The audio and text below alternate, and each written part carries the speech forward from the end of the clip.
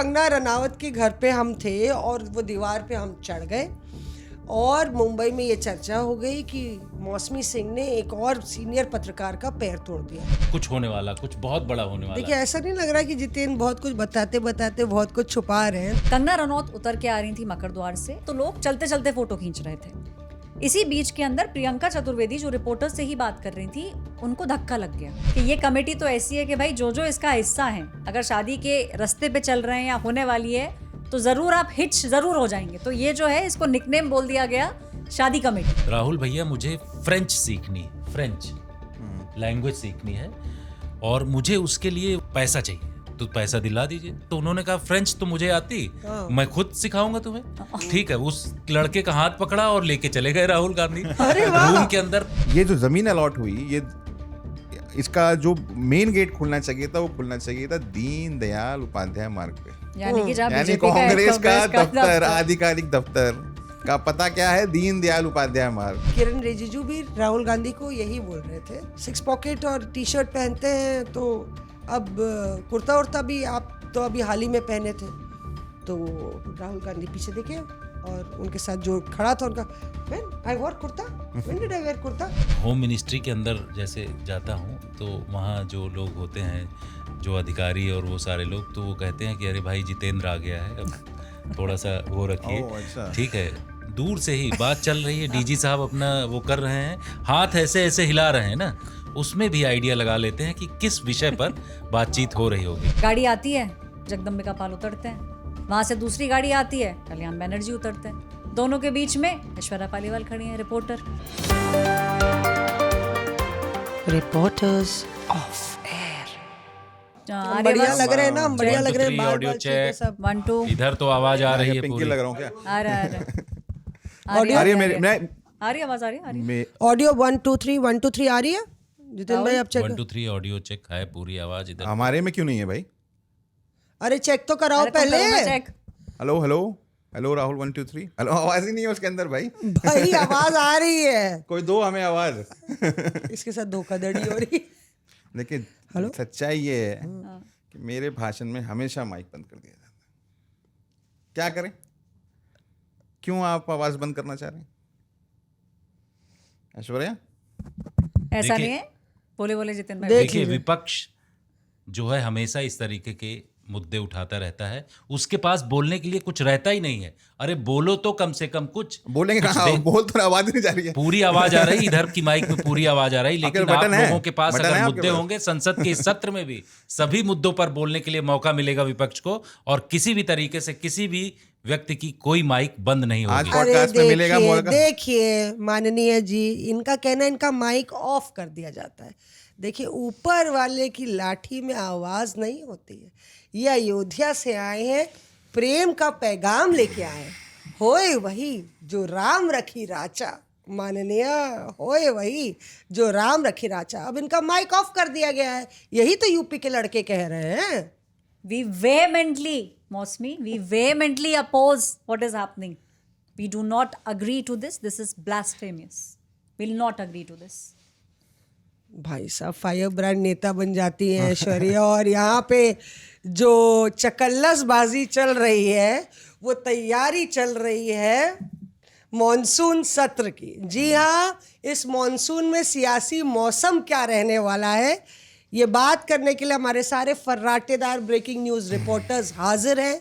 Reporters of air में आज तक रेडियो पे आप देखिए, और देख नहीं सकते तो सुन लीजिए। और हम लोग शुरू करते हैं अपना दंगल चकल्लसबाजी और बातूनी रिपोर्टर्स की जुबानी सारी इनसाइड स्टोरी कि आखिर मॉनसून सत्र में क्या होने वाला है।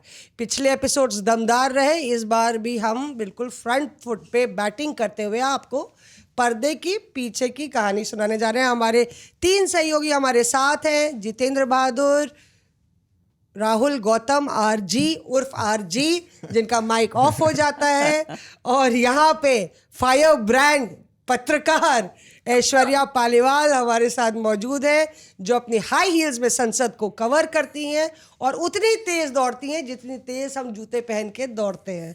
तो चलिए शुरू हो जाते हैं। सबसे पहले बात करते हैं कि मॉनसून सत्र इतना लंबा आखिर क्यों हो गया, और इतना हंगामा क्यों बरपा है?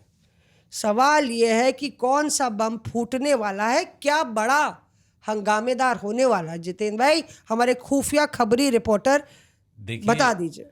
जो राजनीतिक गलियारों में मैं इधर उधर कल से लगातार घूम रहा हूँ, जब से पता है चला सोशल मीडिया पर आपने जैसे ही डाला कि इस बार जो है लोगों ने टिक किया कि मानसून सत्र पर इस रिपोर्टर्स ऑफ एयर होना चाहिए, मैंने मानसून सत्र पर सारी एक से एक अंदर की खबरें जुटाना शुरू किया। और आप यकीन मानिए मौसमी की इस बार मानसून सत्र में कुछ बहुत बड़ा होने वाला है।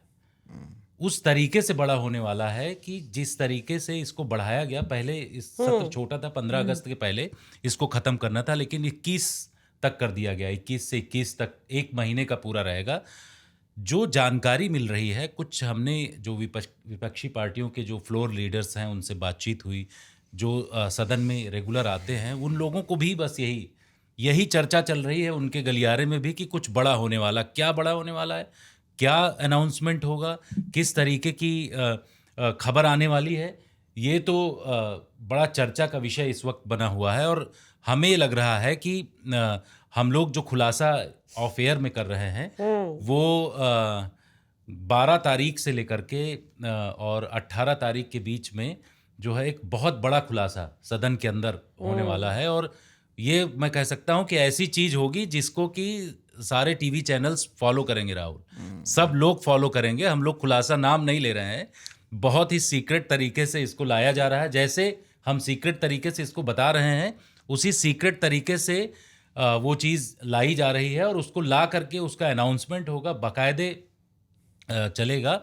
ये चर्चा मैं नहीं कर रहा हूँ, ये अपनी तरफ से जो विपक्षी पार्टियों के नेता हैं उनके बीच में भी यही चर्चा चल रही। सभी फ्लोर लीडर से कल से परसों से लगातार मुलाकात हमारी हो रही है और वो लोग इस तरीके की बातें कर रहे हैं।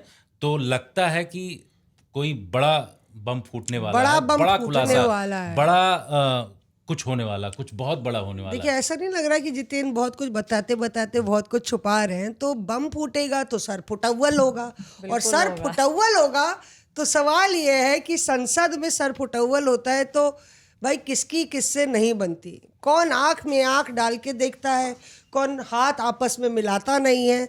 क्योंकि लगातार अगर कुछ सत्र ऐसे होते हैं जिसमें फायरवर्क्स ज़्यादा होते हैं और कुछ सत्र ऐसे होते हैं जिसमें आप दावतें देखते हैं और मैंगो पार्टीज देखते हैं। इस बार होगी मौसमी, इस बार है। अच्छा, इस बार तो उसका भी खुलासा ऐश्वर्या करेंगी। पर ऐश्वर्या, यही सवाल है ना कि भाई अगर कुछ बड़ा आने वाला है तो रणनीति होगी, और रणनीति होगी तो उसमें रेस लगेगी नेताओं की कि पहले मैं, कौन आगे मुखरता से बोलता है। तो कौन नेता हैं जो आपस में एक साथ खड़ा होना नहीं देखना चाहते? पार्टी है टीएमसी, उसमें क्या है, सभी फायरवर्क वो हैं। मतलब ममता बनर्जी की क्वालिटी है कि वो एकदम छांट के एमपीज लेके आती है जो बहुत फायरी हैं। वो आपको फ्लोर पे भी दिखता है और फ्लोर के बाहर भी दिखता है। कल्याण बनर्जी की टीएमसी की एक बहुत फायरी एमपी हैं, उनसे नहीं बनती। अच्छा। एकदम नहीं बनती। जो एमपी हैं, महिला एमपी, वो भी कल्याण बनर्जी को पसंद नहीं करती। तो आपको मकर द्वार पे मतलब एकदम कहते हैं ना कि मतलब विजिबल है लेकिन फिर भी विजिबल नहीं है। तो अगर कल्याण बनर्जी वहाँ खड़े होंगे, वो एमपी आएंगी, उतरेंगी, गाड़ी में बैठ के चली जाएंगी, बाकी एमपी से बात होती है, बट आमने सामने बिल्कुल भी बात नहीं होती। दूसरा किस्सा, ये तो काफ़ी चर्चित किस्सा था मकर द्वार के बाहरी, कंगना रनौत, प्रियंका चतुर्वेदी। मिसअंडरस्टैंडिंग थी एक्चुअली वो, बट वो थोड़ा सा मिसअंडरस्टैंडिंग ज़्यादा बलून हो गई। देखिए, कंगना रनौत सेलिब्रिटी हैं तो जाहिर सी बात है ज़्यादातर लोग फ़ोटो खिंचाना चाहते हैं। और ये बात भी बताना ज़रूरी है कि मकर द्वार पे रिपोर्टर्स रहते हैं, तो कुछ लोग और भी जो पास लेके आते हैं वो लोग भी आते हैं। अच्छा, कंगना रनौत को देखने के लिए भीड़ होती है। प्रियंका चतुर्वेदी की एक बहुत अच्छी क्वालिटी है, जैसी वो गाड़ी से उतरती हैं और वो देखती हैं रिपोर्टर है, कोई भी चाहे उनके पास जाए, वो बात ज़रूर करती हैं, बात अपनी रखती है, बाइट्स भी हम लोगों को बहुत आसानी से देती हैं। कंगना रनौत उतर के आ रही थी मकर द्वार से, लोग उनके साथ फ़ोटो खिंचाना चाह रहे थे। वेरी नाइस ऑफ कंगना, वो रुकी, सबके साथ फ़ोटो खिंचाई। लेकिन क्योंकि वो चलती भी आ रही थी अपनी गाड़ी की तरफ, तो लोग चलते चलते फ़ोटो खींच रहे थे। इसी बीच के अंदर प्रियंका चतुर्वेदी जो रिपोर्टर से ही बात कर रही थी, उनको धक्का लग गया। अरे अब वो मतलब सब किसी को समझ नहीं आएगा कि भीड़ होती है तो नहीं समझ आया क्या हुआ अचानक से। इसके अंदर शैडो बॉक्सिंग शुरू हो गई कंगना रनौत में और प्रियंका चतुर्वेदी में। प्रियंका चतुर्वेदी का कहना था कि भाई या तो आप रुक के फोटो खिंचा लीजिए या आप कोई एक डेजिग्नेटेड जगह पे बनाइए कि भाई अगर फोटो की बात है तो ऐसे चलेंगे तो धक्का लगेगा। कंगना रनौत का इसके ऊपर ये टिप्पणी थी कि उन्होंने बोला कि भाई किसी को दिक्कत है तो मुझसे डायरेक्टली आके बात करे। तो इन दोनों में आपस में डायरेक्टली बात नहीं हुई, होगी वो वहीं पे कंगना रनौत को कुछ घंटे बाद पता चला कि ऐसा कुछ हो गया है, तो उन्होंने भी वाया वाया बोला। तो ये दोनों आपस में नहीं हुआ बट शैडो बॉक्सिंग जरूर हुई। उसके बाद से देखा गया है कि कंगना रनौत एक तरफ चलती हैं, प्रियंका चतुर्वेदी एक तरफ चलती हैं, इन दोनों की आपस में बात नहीं होती। सुनने में आया है कि उनको प्रियंका को धक्का भी लग गया, और क्योंकि वो लगातार जब भी आती हैं तो मीडिया वाले उनके इर्द गिर्द उनकी बाइट लेने के लिए होते हैं। और कंगना जो है, मैंने एक बारी कोशिश की थी उनकी बाइट लेने की, तो मुझे लगा कि जैसे कंगना आ गई हैं अब तो। पहले तो मेरा उनसे मैं रूबरू हुई थी मुंबई में, जब उनके घर पे बुलडोज़र चल रहा था और मैं वो दीवार पे चढ़ गई थी। मेरे देखा देखी एक और पत्रकार चढ़ गए थे, और मुंबई में ये बहुचर्चित किस्सा है कि मौसमी सिंह ने उन पत्रकार की टांग तोड़ दी। तो मैंने कहा भाई, उसी टाइम में तो आपका नाम बुलडोजर लेडी के तौर पर आप बुलडोजर के ऊपर बैठ गई थी, पत्रकारिता किया, ये अच्छा था, मतलब बोल्ड। अब वो ऐसे किताब कांग्रेस बीट पर बहुत सारे हैं।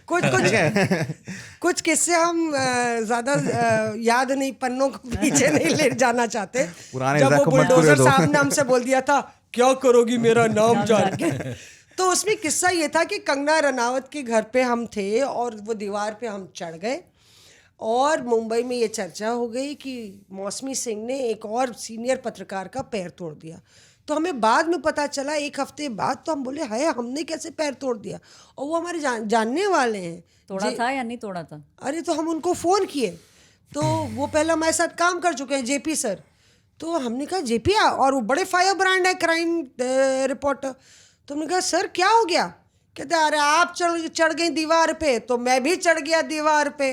वो बोले मौसमी सिंह चढ़ी, और आप फांद गई दीवार से। तो मुझे भी लगा मैंने अपने उम्र का तकाजा जो है नहीं किया, और मैं भी फांद गया, और उसमें मेरा पैर ही फ्रैक्चर हो गया। तो तब कंगना रनौत से मेरी इनडायरेक्टली तोड़ा आपने? हाँ, इनडायरेक्टली तोड़ा। हाँ, तो तब कंगना रनौत से मेरी रूबरू हुई थी, मैं माइक लगाती थी। अब जब वो संसद आई तो जो ऐश्वर्या बता रही हैं, तो वो आती हैं फराटेदार, जल्दी जल्दी चलती हैं इधर उधर, पता नहीं किसको ढूंढती हैं, हमें तो नहीं ढूंढती हैं। तो हमने माइक लगाया, तो हमें दूर से देख रहे थे हमारे एक सहयोगी। हम बोले मैम एक्सक्यूज मी मैम, वो कभी इधर देखे, मेरा माइक इधर जाए। माइक मतलब सेल्फी स्टिक ही रहती है, सेल्फी स्टिक के सहारे रहते हैं हम लोग, तो इधर जाए उधर जाए। और हमने बोला but ma'am would you like to answer, और वो मेरे सेल्फी स्टिक के आगे इस तरह यूं की, और फिर गाड़ी में बैठी चली गई। बड़ी फजीहत हुई, सारे सिक्योरिटी वाले देख रहे थे, सारे पत्रकार देख रहे थे।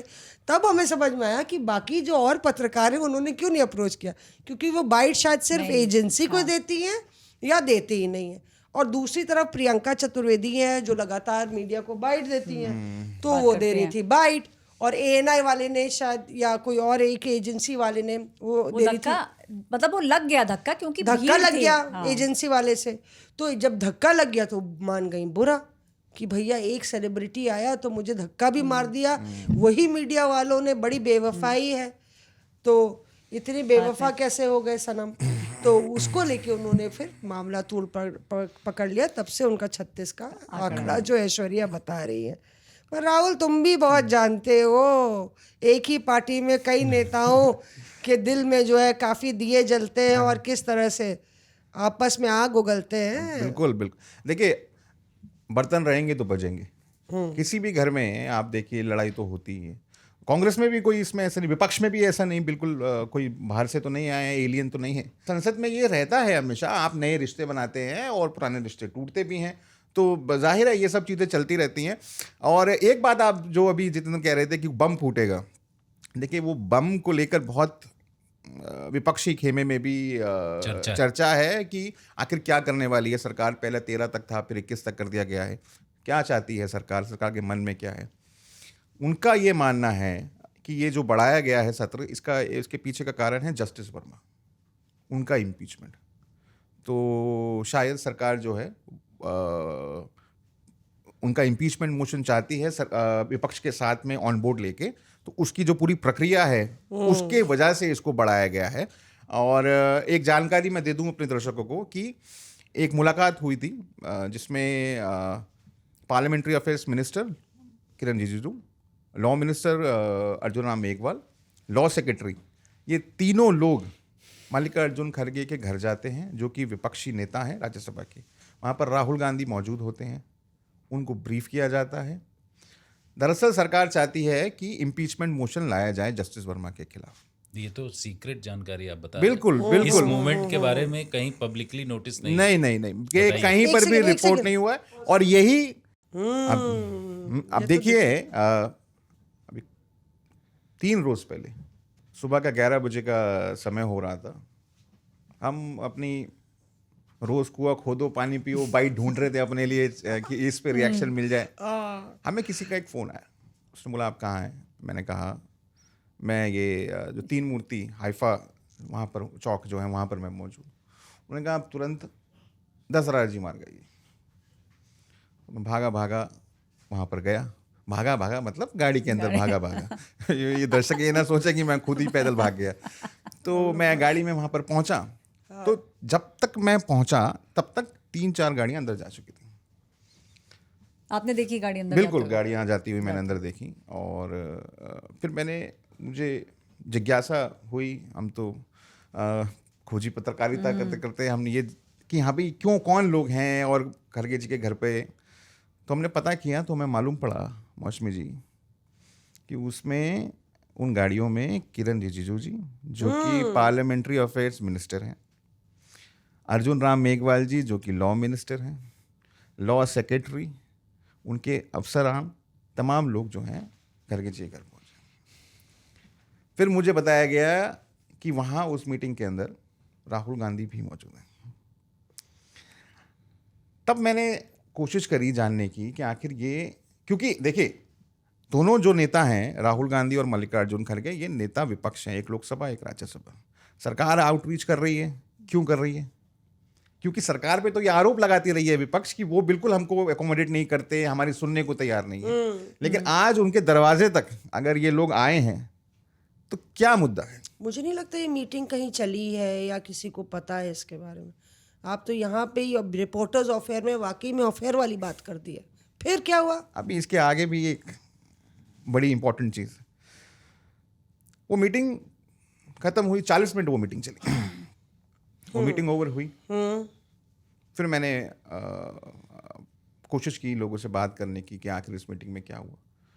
मेरे सूत्रों ने मुझे ये बताया है मौसमी जी कि सरकार चाहती है इसी सत्र में जस्टिस वर्मा के खिलाफ इम्पीचमेंट मोशन लाया जाए। अब ये इस मांग के साथ विपक्ष भी है, विपक्ष भी चाहता है जस्टिस वर्मा के खिलाफ इम्पीचमेंट मोशन आए, लेकिन उसमें एक राइडर है। राइडर ये है कि विपक्ष ये कहता है कि आप जो रूल बुक है उसके अकॉर्डिंगली आप इनको इम्पीच करिए। चलिए, रूल बुक क्या है? रूल बुक क्या कहती है? रूल बुक कहती है कि आप FIR रजिस्टर करिए जस्टिस वर्मा के खिलाफ। FIR होने के बाद उसकी इन्वेस्टिगेशन होगी, एक जांच कमेटी बनेगी जो कि पार्लियामेंट बनाएगी, स्पीकर बनाते हैं। हाँ, उसकी रिकमेंडेशंस पे उसके बाद आप इम्पीच करिए। सरकार कह रही है कि सुप्रीम कोर्ट के द्वारा एक कमेटी ऑलरेडी आपको पता है बनी हुई है, उसकी जो फाइंडिंग्स हैं, दरअसल ये जो 3 लोग मैंने बताए ये उनको ब्रीफ करने के लिए गए थे उस कमेटी के बारे में जो सुप्रीम कोर्ट के द्वारा बनाई गई है कि आप हमसे जो ये कमेटी के लिए मांग रहे हैं, कमेटी तो ऑलरेडी सुप्रीम कोर्ट बना चुका है, इसको लेकर वो बताने के लिए गए थे, कन्विंस करने के लिए गए थे। लेकिन अभी भी एक नाव में दोनों सवार नहीं है। अभी भी कंसेंसस नहीं बना है। सरकार अभी भी आउटरीच करने की कोशिश कर रही है, लेकिन ये जानकारी आपको इसी पते पर मिलेगी, आप आते रहिएगा। इसी चौपाल में मिलेगी, इसी जमघट में मिलेगी। और जो राहुल बता रहे हैं उसमें एक इक्वेशन बहुत इंटरेस्टिंग है। वो इक्वेशन है किरण रिजिजू और राहुल गांधी का। और उससे मुझे एक किस्सा याद आता है कि किरण रिजिजू संसदीय मंत्री हैं, कार्य मंत्री, और उनको काफ़ी, क्योंकि ये नेता विपक्ष है राहुल गांधी, तो आप देखते हैं कि काफ़ी फायरी स्पीचेस का एक्सचेंज होता है संसद में। रिजिजू साहब राहुल गांधी जब इंटरजेक्ट करते हैं तो उसको लेकर रिजिजू जवाबी इंटरजेक्शन करते हैं। एक पार्लियामेंट बिल्डिंग में कुछ अभी हाल ही में 2-3 महीनों में मीटिंग्स हुई हैं। उसमें कम से कम 2 बार ऐसी घटना हुई है कि हमने दोनों को एक ही फ्रेम में देखा। राहुल गांधी खड़े हैं, किरण रिजिजू खड़े हैं, सर्वदलीय बैठक का मौका है। और क्योंकि किरण रिजिजू हों या निशिकांत दुबे हों या कई ऐसे नेता हैं जो बहुत, अनुराग ठाकुर, वो राहुल गांधी पे बहुत पॉइंटेड और शार्प अटैक करते हैं। तो आपको लगता होगा दोनों एक दूसरे का चेहरा भी देखना नहीं पसंद करेंगे, क्योंकि कांग्रेस में लगता है कि इन लोगों को छोड़ रखा है राहुल गांधी के पीछे कि इस लेवल पे ही राहुल गांधी उलझे रहे, पीएम और एचएम के लेवल पे नहीं आए। तो रिजिजू कल मुझे लगा काफ़ी दोनों में टेंशन होगी। अब राहुल गांधी खड़े थे, जेब में हाथ डाले, 6 पॉकेट थी, वाइट टी शर्ट थी, और वो इंतज़ार कर रहे थे खरगे साहब का आने का। और किरण रिजिजू क्योंकि संसदीय कार्य मंत्री हैं तो वो इंतज़ार कर रहे थे बाकी नेताओं का आने का। सर्वदलीय बैठक थी, पहलगाम का मौका के हमले के बाद भी होती रही। तो कम से कम 5-10 मिनट ये दोनों नेता आपस में चर्चा कर रहे हैं। हम लोग क्योंकि दूर थे, सुन पा नहीं रहे थे तो कि क्या बात हो रही है। तो राहुल गांधी की जो वेशभूषा है उसकी चर्चा सत्ता पक्ष में बहुत होती है कि राहुल गांधी टी शर्ट और 6 पॉकेट ही पहन के क्यों आते हैं पार्लियामेंट। तो मुझे किसी ने बताया सूत्रों के हवाले से कि किरण रिजिजू भी राहुल गांधी को यही बोल रहे थे कि आप तो 6 पॉकेट और टी शर्ट पहनते हैं, तो अब कुर्ता उर्ता भी आप तो अभी हाल ही में पहने थे। तो राहुल गांधी पीछे देखे और उनके साथ जो खड़ा था उनका, when I wore kurta, when did I wear kurta, तो नहीं यू वॉर कुर्ता। आप देखिए किरण रिजिजू कितनी बारीकी से राहुल गांधी की मूवमेंट्स देखते हैं, क्योंकि राहुल गांधी ने श्रीनगर में कुर्ता पहना था। जब वो अभी श्रीनगर दौरा था राहुल गांधी का, तब वो कुर्ता पजामा पहने थे, वरना राहुल गांधी भारत जोड़ो यात्रा से ही वही कपड़े पहन के आ रहे हैं। और अक्सर गिरिराज सिंह हो या बाकी नेता कहते हैं कि यही कपड़ा पहन के आ जाते हैं, संसद ऐसे क्यों, डेकोरम मेंटेन नहीं कर रहे हैं। उसमें राहुल गांधी अपना एक मैसेज कम्युनिकेट करना चाह रहे हैं। वो अपने आप को एक हैंड्स ऑन नेता बताना चाह रहे हैं, एक नेता जो एक्सेसिबल है, जनता के बीच चलता है। सूट बूट की सरकार का भी जो नारा है वो राहुल गांधी ने गढ़ा था। तो उनकी ये थिंकिंग है कि मैं यही पहन के संसद भी आऊँगा और मेरा जो जनता के बीच में बिहेवियर है और संसद में नहीं चेंज होगा। तो किरण रिजिजू ने उनको टोका कि आप कुर्ता पजामा भी तो पहनते हैं। तो वो अगल बगल पूछने लगे, नहीं व्हेन डिड आई वेयर। तो फिर उन्होंने याद दिलाया, sir no sir you didn't wear kurta pajama. तो फिर बोला कि भाई श्रीनगर में पहना तो था आपने कुर्ता पजामा। तो मतलब कि कहीं ना कहीं अब जैसे जैसे 2024 के बाद की जो लड़ाई थी, उसके बाद संसद चलाने की प्रक्रिया, और इसीलिए मुझे लगता है कि मॉनसून में कहते हैं ना कि फलक पर आते जाते देखता हूँ बादलों को मैं, फलक पर आते जाते देखता हूँ बादलों को मैं, हवा पूछती है कि ये तमाशा क्या है। तो हवा पूछती है, तो अब हम लोग का काम है बादलों को आते जाते देखना, और तमाशा क्या बरप रहा है ये कितना अच्छा आपने शेर बोला। जब आप मॉनसून का नाम है तो मेरे दिमाग में भी एक शेर आया कि सावन के अंधे को सब हरा हरा नजर आता है। तो आप देखिए मैं कितना खराब मेरी जो है वो शेरो शायरी है। एक मुझे कहावत इसमें याद आती है, नहीं हम लोग को हरा हरा इसलिए नजर आ रहा है क्योंकि सारी खबरें होंगी इस बारी। इसी मानसून को लेकर के, और आपने मौसम की बात की है, तो एक कहावत है, पुराने जमाने में अपने यहाँ घाघ और घाघनी की बात होती थी। घाघ और घाघनी होता था। गांव में कहते थे कि दिनमा बद्दर रात निबद्दर, चले पुरवा झब्बर झब्बर। दिनमा बद्दर क्या? दिनमा बद्दर, दिन में बादल रात में बादल न हो। दिनमा बद्दर रात निबद्दर, चले पुरवा झब्बर झब्बर। हवा खूब तेजी से ऐसे चल, पुरवा हवा चलने। घाघ कहें सुन घाघनी, बिन बरसे न जाए। मतलब उन्होंने ऐसी चीज बता दी। मानसून की आप बात कर रहे हैं कि इस बार मानसून सत्र में भी कुछ इसी तरीके से होने वाला है। आप देखिएगा कि रात में जिस तरीके से इन्होंने बताया कि दिन में और रात में मुलाकात आपस में हो रही है नेताओं की, और कुछ अलग तरीके का इस बार होने वाला है, कुछ बड़ा होने वाला है। तो कुछ जो हमने सुनाया कहावत है एक गांव की छोटी सी, तो उस कहावत में ये फिट बैठता है और इस बार हमें लग रहा है कि कुछ इसी तरीके का होने वाला है मौसमी। बिल्कुल, देखिए कुछ इसी तरीके का होने वाला है जिस तरह से जितेंद्र बता रहे हैं कि आप देखिए कि एक तरफ इशारा ये था, पहले ये था कि मैं एक नेता से मिली थी तो वो कांग्रेस के नेता वो ये पूछ रहे थे कि क्यों एक्सटेंड किया गया, तो क्यूरियोसिटी बहुत ज़्यादा विपक्ष है, में, बिल्कुल विपक्ष में क्यूरियोसिटी बहुत है ऐश्वर्या कि क्यों एक्सटेंड किया गया। और 15 अगस्त बीच में आ रहा है, तो ये कहा गया कि जो 2-3 दिन छुट्टी का वक्त है, प्रधानमंत्री जो है लाल किले की प्राचीर से जो बोलेंगे, जो ऐलान करेंगे, वो शायद एक बिल की सूरत में संसद में आएगा। और कहीं ना कहीं राहुल गांधी ने जो पर्चा फाड़ा है, मतलब कि प्रधानमंत्री को चिट्ठी लिखी जम्मू कश्मीर फुल स्टेटहुड को लेके, तो उनको एक तरफ एसआईआर को लेके बैठक हो रही है इंडिया ब्लॉक की, एसआईआर होगा, ऑपरेशन सिंदूर होगा, जम्मू कश्मीर होगा, तो जम्मू कश्मीर को लेके ये एक सियासी वार भी हो सकता है कि भाई हमने तो कहा था कि भाई फुल स्टेटहुड इसी बिल, उन्होंने राहुल गांधी ने ये कहा है ऐश्वर्या कि इसी सत्र में फुल स्टेटहुड वाला बिल लाइए। तो कहीं ना कहीं कुछ सुगबुगाहट, क्या माजरा चल रहा है सरकार में, जम्मू कश्मीर की बात की कुछ चर्चा हो रही है कि इस बार ये ले आएंगे? हो रही है बातचीत तो बीजेपी के अंदर इस चीज़ को लेके हो रही है, लेकिन उससे जो पहले राहुल ने बोला ना कि इस बार आउटरीच दिख रहा है। देखिए ये ना विपक्ष की तरफ से कहा जाता है कि आउटरीच नहीं होता, लेकिन ये सच नहीं है, क्योंकि बीजेपी पूरी कोशिश करती है और फ्लोर के ऊपर भी ऐसा तो नहीं है ना कि किसी भी, भाई हम सब जब 10 सवा 10 पहुंचते हैं तो विपक्ष तो मोस्टली प्रोटेस्ट कर ही रहा होता है और 11 बजे ही वो अंदर जाते हैं। तो फिर ये कहना कि पूरी तरह से आउटरीच नहीं है, ये बात पूरी तरह से ठीक नहीं है। और ये जो आउटरीच आपको दिख रहा है, इसका रीज़न ये है कि कहीं ना कहीं जो बातचीत हुई है बीजेपी के अंदर और बीजेपी में आपस में और कांग्रेस पार्टी से जो उनकी बातचीत हुई है, तो ये वो समझ चुके हैं कि भाई एक पेज पे आना ज़रूरी है। जो भी हाउस के अंदर वो कमेटी गठित होगी, लोकसभा या राज्यसभा, उसकी कमेटी बनेगी, ये तो है। जम्मू कश्मीर को लेके मौसमी, हाँ बीजेपी के अंदर ये बात है कि इसको बढ़ाया इसीलिए गया है, और आपने एकदम ठीक बोला कि जो बड़े लीडर्स हैं बीजेपी के, वो भी एक्सपेक्ट कर रहे हैं कि इस बार प्राइम मिनिस्टर जो बोलेंगे 15 अगस्त को, बिकॉज कई बड़ी बड़ी चीज़ें प्राइम मिनिस्टर वहाँ से अनाउंस कर चुके हैं। आपको ध्यान होगा जो एक स्पीच पीएम की बहुत फेमस हुई थी, जिसमें पीएम ने सैनिटेशन के बारे में बात की किया था। तो उस समय भी लोगों ने कहा था कि वुमेन की हाइजीन की जो बात है, आप एक्सपेक्ट नहीं करते हो कि कोई बहुत बड़ा नेता किसी ऐसी जगह से बोल देगा। तो इस बार भी जो तैयारी जो हमें समझ में आती है, और इसके अंदर कहीं ना कहीं बीजेपी आरएसएस में भी बातचीत हुई है। आपने देखा होगा कि पिछले कम से कम 15 दिनों में बहुत सारी बैठकें हुई हैं, और मोहन भागवत यहाँ थे। मोहन भागवत दिल्ली में कम से कम 10 से 15 दिन थे। दत्तात्रेय होसबले वो अभी भी दिल्ली के अंदर हैं।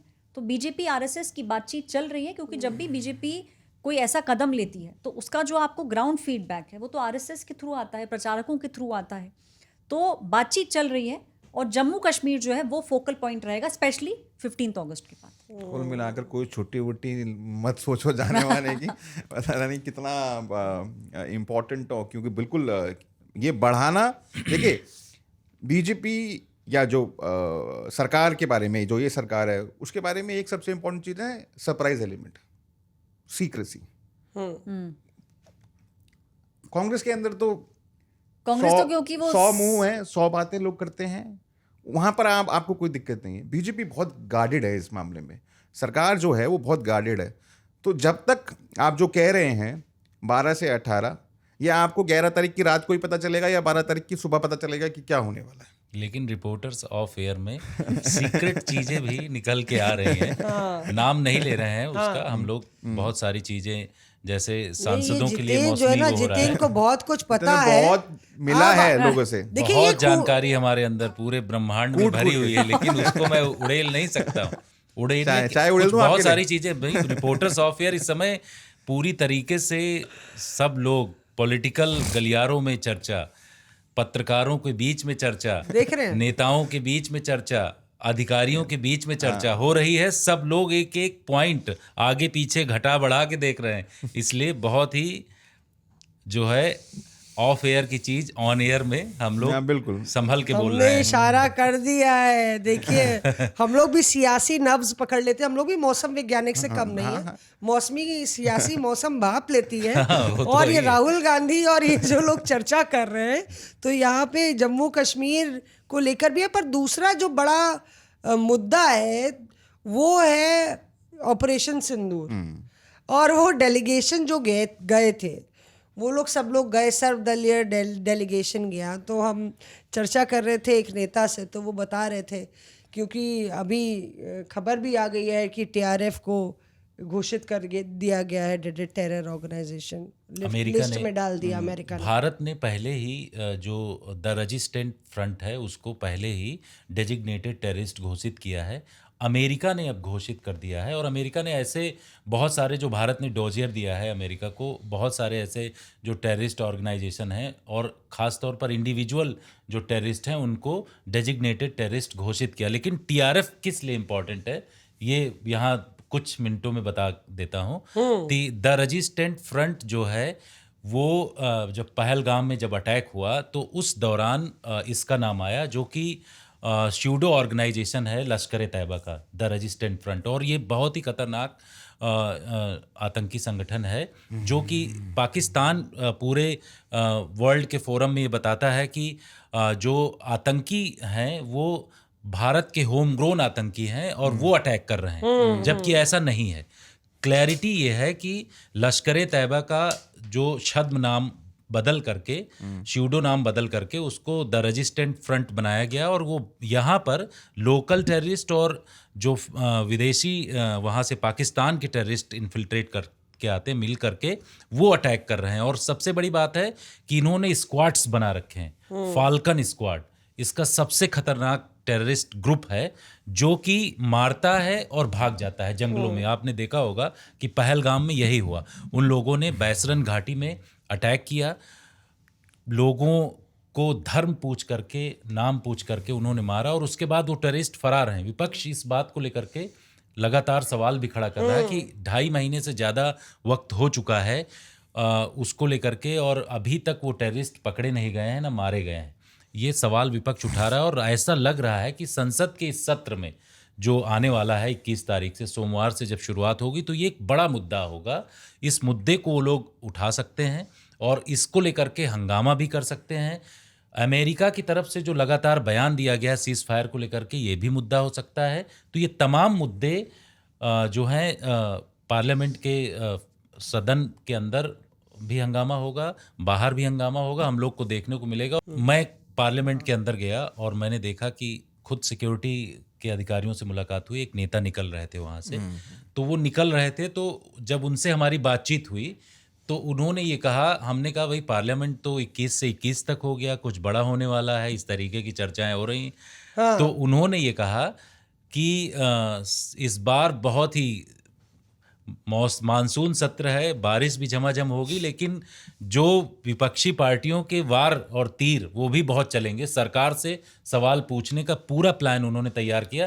तो हमने कहा कि भाई छुट्टी अगर ये सब हटा दिया जाए तो 20-22 दिन तो चलेगा ही। बोला 20-22 दिन नहीं, 1 सप्ताह अगर चल जाए। अच्छा। तो इस तरीके की बातें उनके द्वारा की गई। हाँ। तो हमने कहा क्यों? बोले ये बहुत सारे मुद्दे हैं, महंगाई का मुद्दा है, ऑपरेशन सिंदूर है, अमेरिका ने जिस तरीके से सीज फायर को लेकर के बताया कि 25वीं बार बोल चुके हैं ट्रंप, तो बोले कि ये मुद्दा है ना, सरकार इस पर जवाब दे। तो ये तमाम उनके सामने मुद्दे हैं और उसको लेकर के वो उठाएंगे।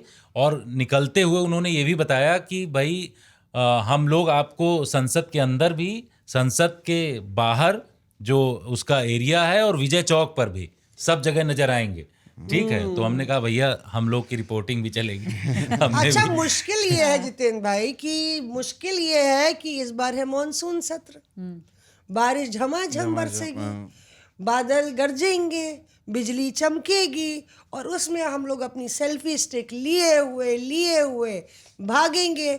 और जब बारिश होती है तब ये हाल होता है जो लोगों को नहीं मालूम कि पूरे दिल्ली में तो जल भराव होता है, पर संसद में भी स्विमिंग पूल बन जाता है, वो पूरा पानी भर जाता है।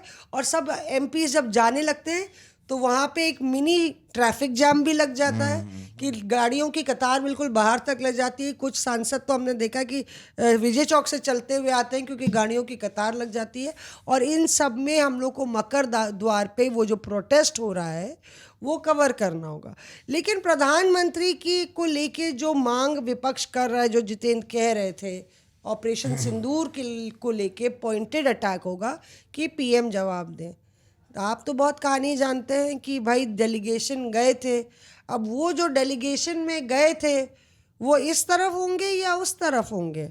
वो सत्ता पक्ष की तरफ से कहेंगे कि सही हो रहा है कि क्या होगा फिर? नहीं, अगर आप नाम लिए बिना शशि थरूर के बारे में जिक्र कर रही हैं तो मैं आपको बता सकता हूँ, कांग्रेस पार्टी के एक आला नेता हैं, उन्होंने मुझे बताया कि कोई बड़ी बात नहीं है कि थरूर साहब खुद ही रिजाइन कर दें, हम उनको कुछ नहीं टच करने वाले। वो माहौल तो नहीं बना रहे थरूर साहब के खिलाफ कि हम तो बिल्कुल टच नहीं करने वाले थरूर साहब को। थरूर साहब रहे पार्टी में, उनका स्वागत मतलब मोर देन वेलकम है। लेकिन कोई ये सोचे कि हम उनके खिलाफ एक्शन लेंगे या उनके खिलाफ कोई उनको पार्टी से निकाल देंगे या उनकी मेंबरशिप कैंसिल करा देंगे, ऐसा कुछ भी नहीं करने वाले हैं। पार्टी ऐसा कोई भी डिसीजन नहीं लेगी। कोशिश होगी कि उनको वेटेज ना दिया जाए, उनको इररिलेवेंट बना दिया जाए। क्या आप बोलते रहिए जो आपको कहना है, लेकिन उनके खिलाफ एक्शन नहीं होगा। सिर्फ बोलने के लिए एक्शन उन्होंने कहा कि कैसे हम ले सकते हैं। तो एक बात और मैं बता रहा हूँ, जितेंद्र जो बोल रहे थे, विपक्ष की तरफ से जो इंडिया ब्लॉक की जो बैठक होने वाली है 19 तारीख को, उसमें इस बार उसको छोटी मीटिंग मत मानिए आप मौसमी जी। इस बार फ्लो लीडर्स नहीं आने वाले हैं या सेकंड रंग लीडरशिप नहीं आएगी। इस बार जितने कोशिश थी पहले, ये राहुल गांधी ने खुद फोन किया, एक तो मैं बता दूं सारे नेताओं को जितने भी शरद पवार, उद्धव ठाकरे, ममता बनर्जी, इन तमाम लोगों को खुद फोन किया राहुल गांधी, अखिलेश यादव। तो इसका मतलब राहुल जो काम पहले सोनिया गांधी करती थी वो राहुल गांधी ने बिल्कुल अलायंस मैनेजमेंट जो है, अलायंस को अपने साथ में रखना, उसके लिए पर्सनली राहुल गांधी जो है वो देखिए, आप एक बात समझिए ऐश्वर्या, राहुल गांधी अपने आप को कांग्रेस का नेता अब नहीं मानते हैं, वो अपने आप को एलओपी विपक्ष का नेता मानते हैं। इसीलिए वो बोलते हैं कि गुजरात के अंदर आपको इंडिया गठबंधन हराएगा। याद है आपको कि एक स्पीच है गुजरात के लेकर उन्होंने बोला था। हरियाणा में भी वो अलायंस करना चाहते थे आम आदमी पार्टी के साथ में। क्यों? क्योंकि उनको लगता है कि इंडिया ब्लॉक जो हमने बनाया था वो अभी भी रेलेवेंट है, वो चलना चाहिए। अच्छा, ये जो मीटिंग होने वाली है 19 तारीख को, इसके लिए खुद राहुल गांधी ने पर्सनली कॉल किया इन तमाम लोगों को, क्योंकि बहुत शॉर्ट नोटिस है, लोग नहीं आ सकते। उसमें 3 मुख्यमंत्री हैं, हेमंत सोरेन, स्टालिन और ममता बनर्जी। क्योंकि शॉर्ट नोटिस है, मुख्यमंत्री हैं, वो नहीं आ सकते, इसलिए अब ये डिसीजन लिया गया कि अब इसको वर्चुअल किया जाएगा। इस बार आप देखिएगा जो फ्लोर मैनेजमेंट होगा वो आप ये एक तरीके से कह सकते हैं कि वो एट द हाईएस्ट लेवल होगा। अच्छा, अंदर की बात आप बता रहे हैं। क्योंकि देखिए ना, आप लीड कौन कर रहा है? राहुल गांधी खुद अगर फोन कर रहे हैं, ये एक दर्शाता है कि उन्होंने जाहिर है जब अखिलेश यादव को कुछ कहा होगा तो उनके जो 37 सांसद हैं उनके पास पूरी एक लाइन ऑफ कमांड आएगी, फिर वहां पे कंफ्यूजन नहीं होगी। तो इस बार जो बेटर आपका जो आप बोल रहे थे कि विपक्ष जो है इस बार ज्यादा हमलावर दिखेगा, उसकी तैयारी चल भी रही है और कोशिश होगी कि इस बार एक कोऑर्डिनेटेड एफर्ट दिखाया जाए, जमकर हमला किया जाए, क्योंकि उनको लगता है कि बहुत सारे ऐसे मुद्दे हैं जिन पर सरकार को घेरा जा सकता है। सबसे बड़ा मुद्दा है, उनको लगता है कि ऑपरेशन सिंदूर में जिस तरीके से सरकार ने उनका ये मानना है कि बैकफुट पर जाकर मीडिएशन किया, उसके अलावा महंगाई है, सर है, ये तमाम जो चीज़ें हैं, ये तमाम चीज़ों को लेकर विपक्ष का आप देखिए, एक नेता मेरे को कह रहे थे, विपक्ष के नेता हैं बड़े, उन्होंने कहा कि बिहार टारगेट नहीं है एसआईआर का। तो मैंने कहा, मतलब उन्होंने शब्द इस्तेमाल किया टारगेट। मैंने कहा तो फिर क्यों? उन्होंने कहा उसका असली जो इसका टारगेट है, टारगेट शब्द उन्होंने इस्तेमाल किया, वो बंगाल है। तभी ममता बनर्जी को फोन गया है और बहुत 2024 के बाद ये पहली बार होगा floor head of the parties. नहीं, सबसे पहली आप देखिए कि तृणमूल कांग्रेस का 36 का आंकड़ा रहता है कांग्रेस से संसद में। दोनों ना एक साथ चलते हैं, ना एक साथ बात करते हैं, एक दिखाने के लिए विपक्ष में है। पर जो आप देखेंगे सीटिंग अरेंजमेंट का झगड़ा हुआ था, तृणमूल कांग्रेस ने लोकसभा में अपनी सीटिंग पहले ही दे दी कि मेरे ये 2 नाम हैं, और उसके बाद क्या हुआ कि कांग्रेस ने जब नाम दिए इंडिया ब्लॉक के तो उसमें छटनी कटनी करनी पड़ी, क्योंकि तृणमूल कांग्रेस ने कहा हम इंडिया ब्लॉक का हिस्सा नहीं है, हम अपने नाम अलग से देंगे। तो ये रार इनमें रहती है। आपको याद है कि एक जस्टिस यादव के खिलाफ जब बात हो रही थी, साइन सिग्नेचर्स की बात हो रही थी, तो पहले आके तृणमूल कांग्रेस के नेता बोले हो गया हो गया हो गया, जबकि वो चेयरमैन के पास गया ही था कागज या कुछ। इसमें मौसमी बहुत फनी होता है ये, क्योंकि हम तो मकर द्वार पे खड़े हैं, तो तेजी से टीएमसी राज्यसभा की भी उसमें एमपीज हैं टीएमसी के, हमें दिखे सीढ़ियों से तेजी से आते हुए नीचे। अच्छा, जब भी कोई ऐसा थोड़ा तेजी से आता है ना, तो हम तो भाई अलर्ट मोड में आ जाते हैं कि अब तक कुछ बड़ा हो गया है अंदर, तो हम एकदम अलर्ट मोड में आ गए। हमने कैमरा निकाल लिया अपना, अब हम खड़े हैं कैमरा लेके, वहाँ से 3 महिला सांसद टीएमसी की धड़ धड़ धड़ धड़ करते हुए। अच्छा, वैसे भी क्या है, टीएमसी सांसद बाय नेचर, चाहे वो कीर्ति आज़ाद हो, कल्याण बैनर्जी, अग्रेसिव हैं, फायरी नेता, फायर ब्रांड नेता हैं सब। आए, अब हमने एकदम लगा दिया, तो ऑन किया, वो हो चुका है साइन, अंदर जा चुका है और पूरा सब तैयार हैं। तो हम अब तो वीडियो पे आ गया, तो हमने बोला ठीक है, तो हमने ग्रुप पे लिखा कि भाई ये हो गया है। कांग्रेस वहां पे पीछे से कि वो तो अभी जा रहा है, मतलब वो जा चुका है और जा रहा है का जो डिफरेंस है, अश्वत्थामा में हाथी मरा या वो आदमी मरा के बीच का सच हो गया वो। अब बाहर सब रिपोर्टर देख रहे हैं कि ये तो रिकॉर्ड है ना हमारे पास, क्योंकि वो उतर के तो हमने बाइट ले लिया था। और एक बार नहीं, ये कई बार हो चुका है। याद है, मैं ऐश्वर्या को बोल रही थी नहीं हुआ है। अच्छा, अब मौसमी का फोन आया, ऐश्वर्या ये तो नहीं हुआ। मैंने कहा अरे मेरे पास प्रूफ है। कहती है प्रूफ भेजो। हमने झट व्हाट्सएप कर दिया इनको। अब मौसमी भी अपना सिर गुजा रही होंगी कि यार कांग्रेस तो अंदर बोल रही है हुआ नहीं, टीएमसी बाहर आके बोल रही है हो गया।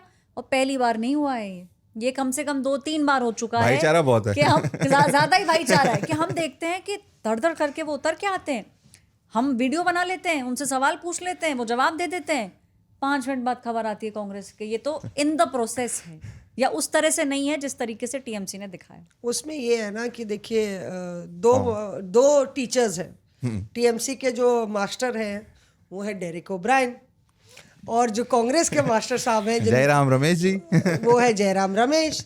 तो एक तरफ जयराम रमेश जो अपने पूरे कुनबे को एक साथ लेके चलते हैं और हर एक मूव करते हैं। मास्टर जयराम रमेश जो है वो मतलब वो किताब के हिसाब से चलते हैं, और डेरेक ओब्रायन साहब जो हैं वो भी बहुत वरिष्ठ हैं भाई, बिल्कुल क्विज मास्टर हैं वो, तो उनको पता है मिनट्स और सेकंड्स का खेल। तो वो अपनी टीम को लेके फर्राटे से बाहर पहुंच जाते हैं और मीडिया के सामने चले आते हैं। कई बार मैंने देखा है कि जब प्रेस कॉन्फ्रेंस होती है इंडिया ब्लॉक की, तो उसमें बोलने को लेकर लड़ाई हो जाती है। अच्छा, धक्का मुक्की होती है, धक्का मुक्की हो जाती है। एक प्रेस कॉन्फ्रेंस हुई थी इंडिया ब्लॉक की, हाँ, कॉन्स्टिट्यूशन क्लब में। हाँ, उसमें अगर आप जाके देख भी सकते हैं प्लीज, मैं वहां पे मौजूद था। तो मैं देख रहा हूँ कि उसमें धक्का मुक्की हो रही है डेरेक के बीच में और जयराम जी के बीच में। नहीं आप देख लीजिएगा, देख लीजिएगा। आप एक काम करिए, एक और बताता हूँ। इलेक्शन कमीशन की इलेक्शन कमीशन के बाद बाइट हो रही थी। अभिषेक मनु सिंघवी थे, मनोज झा थे और दीपांकर भट्टाचार्य थे। तो पहले अभिषेक मनु सिंघवी वरिष्ठ नेता हैं, डेलीगेशन को लीड कर रहे थे। उन्होंने बोला, उन्होंने अच्छा खासा बोला, 15-1 मिनट बोला होगा, हिंदी में बोला, फिर इंग्लिश में बोला। फिर उसके बाद फिर मैं देख रहा हूँ कि दोनों लड़ रहे हैं आपस में। कौन कौन लड़ मतलब अगला बारी बोलने के लिए मनोज झा और दीपांकर। अच्छा, कौन पहले बोलेगा। तो आप देखिए, अगर आप भी वो वीडियो देखिए, अगर देखेंगे तो उसमें देखेंगे आप मनोज झा आगे ही नहीं आ पा रहे हैं, वो पीछे से ही बोल रहे हैं। कितने सर आगे आइए, माइक पे आवाज नहीं आ रही है, तो फिर पीछे से ही बोल रहे हैं, क्योंकि उनका दीपांकर जी जगह नहीं है। अच्छा, सिंघवी साहब फ्रेम से हट नहीं रहे हैं, सिंघवी साहब वहीं खड़े हैं बिल्कुल अटल की, बिल्कुल माउंटेन की तरह। उनके बराबर में मनोज झा है, उनके बराबर में दीपांकर है। तो मनोज झा आगे आना चाहते हैं, लेकिन उनके पास जगह ही नहीं है, तो वो पीछे से ही बोल रहे हैं। तो किसी ने बोला सर आवाज नहीं आ रही, थोड़ा धक्का जगह बना के फिर वो आगे गए, फिर वो बोले, उनके बोलने के बाद फिर दीपांकर बोले। तो ये बोलने की भी आप देखिएगा, ये होता है, मैंने देखा है। तो देखिए, इसमें जो राहुल बता रहे हैं बोलने की होड़ रहती है, पर एक जो मुद्दा जिस तरह से राहुल और ऐश्वर्या भी बोल रही हैं, मुझे लगता है कि एक जो SIR वाला मुद्दा है, इसमें दो सारा एक जोड़ है या एक ग्लू होगा, गोंद होगा, जो अब ऑपोजिशन को फिर से इंडिया ब्लॉक को एक साथ लाएगा। अभी सिर्फ उसमें कमज़ोर कड़ी कांग्रेस के लिए आम आदमी पार्टी है कि क्या 2024 के बाद जो दिल्ली असेंबली के चुनाव हुए उसके बाद इतनी खटास आ गई है, दोनों एक दूसरे के ऊपर खूब छीटाकशी कर चुके हैं कि अब वो पॉइंट ऑफ नो रिटर्न हो गया है, तो क्या उसको भी लाएंगे। लेकिन वो मेगा इंडिया ब्लॉक का एक शक्ति प्रदर्शन, उसके बाद सर्वदलीय बैठक और उसके बाद जो मॉनसून सत्र शुरुआत होगी, तो उसमें बिहार का जो SIR का मुद्दा है वो बहुत महत्वपूर्ण इसलिए भी है कि कांग्रेस अपनी तैयारी कर रही है। अभी हाल ही में बिहार की एक बैठक हुई इंदिरा भवन में, जो आपको एंट्री मिली थी उसमें? नहीं, हमको कहाँ कैसे एंट्री मिलेगी। नहीं, राहुल आपको जब कोई मीटिंग होती है तो इंदिरा भवन में एंट्री नहीं है, ये मैं वही ऐश्वर्या बता जो है ना, देता हूँ। जले पर नमक छिड़कती रहती है। हाँ। इंदिरा भवन पे मीटिंग हुई, शाम की मीटिंग थी, आई थिंक 5:30 बजे या 5 बजे की मीटिंग थी। वो चलते चलते लेट हो गया, 7 साढ़े 7 बज गए, बारिश बहुत होने लगी। लेकिन तमाम पत्रकार जो हैं वो इंदिरा भवन के बाहर ही थे, अंदर नहीं थे। नहीं थे अंदर? नहीं, भीग गए बारिश में। कोई तो बेचारा इसका गाड़ी मतलब में बैठा है, कोई कवर में है, लोग, क्योंकि आप अंदर जा नहीं सकते थे तो आप बाहर ही खड़े थे। राहुल, यहाँ इंदिरा भवन के बारे में थोड़ा सा डिस्क्राइब कर दीजिए। अभी सभी लोग 24 अकबर रोड जानते हैं। हाँ। क्या है वो? इंदिरा भवन जो है उसका आधिकारिक पता है 9A कोटला मार्ग। आप राउज एवेन्यू कोर्ट है उसके पीछे है। उसके 2 गेट हैं। अच्छा, उसके गेट की भी बड़ी कहानी है मौसमी जी। ये जो जमीन अलॉट हुई, ये इसका जो मेन गेट खुलना चाहिए था वो खुलना चाहिए था दीन दयाल उपाध्याय मार्ग पे, यानी कांग्रेस का दफ्तर, आधिकारिक दफ्तर का पता क्या है, दीन दयाल उपाध्याय मार्ग। वहाँ तो बीजेपी का दफ्तर है। हाँ, तो वही उसी पे तो क्योंकि जाहिर है ये कांग्रेस पार्टी इसको लेके सहज नहीं थी, तो उन्होंने क्या किया, उन्होंने एक बैक गेट बना लिया। उन्होंने पीछे से एक और गेट बनाया और उसको बोला कि, और वहाँ से वो पता रखा, तो उनका पता अब है 9A कोटला मार्ग। तो ये, और ये राउज एवेन्यू के पीछे है, सामने वहाँ पर जो उनका गेट है जहाँ पर हम लोग पत्रकार खड़े होते हैं, उनके सामने कहीं डेंटिंग पेंटिंग चल रही है, गाड़ी ठीक हो रही है, तो कोई बहुत सौहार्दपूर्ण वातावरण नहीं है उसके बाहर जहाँ पर हम लोग खड़े रहते हैं। पर वो एक्चुअली राहुल, वो लोग अवॉइड कर रहे हैं कि ये गाना ना गाना पड़े कि घर से निकलते ही कुछ दूर चलते ही रास्ते में था उसका दफ्तर। तो दफ्तर से निकलते हुए बीजेपी का दफ्तर ना मिल जाए, इसलिए बैकडोर से एंट्री रखी गई। फिर क्या हुआ, कहानी क्या? तो सब भीग गए बारिश में। सब भीग गए, गाड़ियों में बैठे हुए थे लोग, जैसे तैसे करके बाइट हुई। पप्पू यादव भी उस मीटिंग में आए थे, जिस मीटिंग का आप जिक्र कर रहे हैं। उस मीटिंग के अंदर ये था कि भाई पप्पू यादव को ट्रक में नहीं चढ़ने दिया, तो राहुल गांधी ने बुलाया है, मीटिंग में आए। तो मीटिंग इंपॉर्टेंट थी, बिहार को लेकर थी, तो हम वहाँ पे लोग सब मौजूद थे, लेकिन दरवाजा नहीं खुला। ऐश्वर्या, अगर तुम पूछना चाहती हो, मैं यही पूछना चाह रही हूँ कि क्या खुले दरवाजे? किसी का दिल नहीं, बाकायदे जले पर नमक छिड़क रही है, किसी का दिल नहीं पसीजा। देखिए, दरवाजा नहीं खुला, लेकिन रिपोर्टर्स अफेयर में दरवाजे के भीतर की कहानी हम आपको बताते हैं कि वहाँ पे मीटिंग थी 6 बजे की। हाँ, 5:30-6 बजे की मीटिंग थी, 5 बजे की या कुछ। नेता पहुंच गए 4 बजे। नेता तो गए, पूरी 50 की मंडली गई, लेकिन एंट्री मिली सिर्फ 10 को। 50 में 40 बाहरी रिसेप्शन पर बैठे रहे, वो पंचम स्थल पे पहुंच ही नहीं पाए। चल तो सभी गए, बिहार के लोग हैं, बिहार के लाला सारे अंदर चले गए और नेत्री भी चली गई, लेकिन ऊपर पंचम स्थल पे सिर्फ 10 नेता गए। हमने कहा अरे इतनी भीड़ गई थी, अरे वो सब आ गए। फिर ऊपर बुलाया गया सिर्फ 10 नेताओं का। अब क्योंकि बुलाया गया, फिर एक बारी सैंडविच आया, फिर ढोकला आया, बाहर बैठाया गया उन लोग को सोफे पे। पप्पू यादव थे, तारिक अनवर थे, कोई अपनी घड़ी देख रहा है, मदन मोहन झा साहब थे, और रंजीत रंजन थी, और 6-7 नेता, ऐसे पूरी मंडली थी।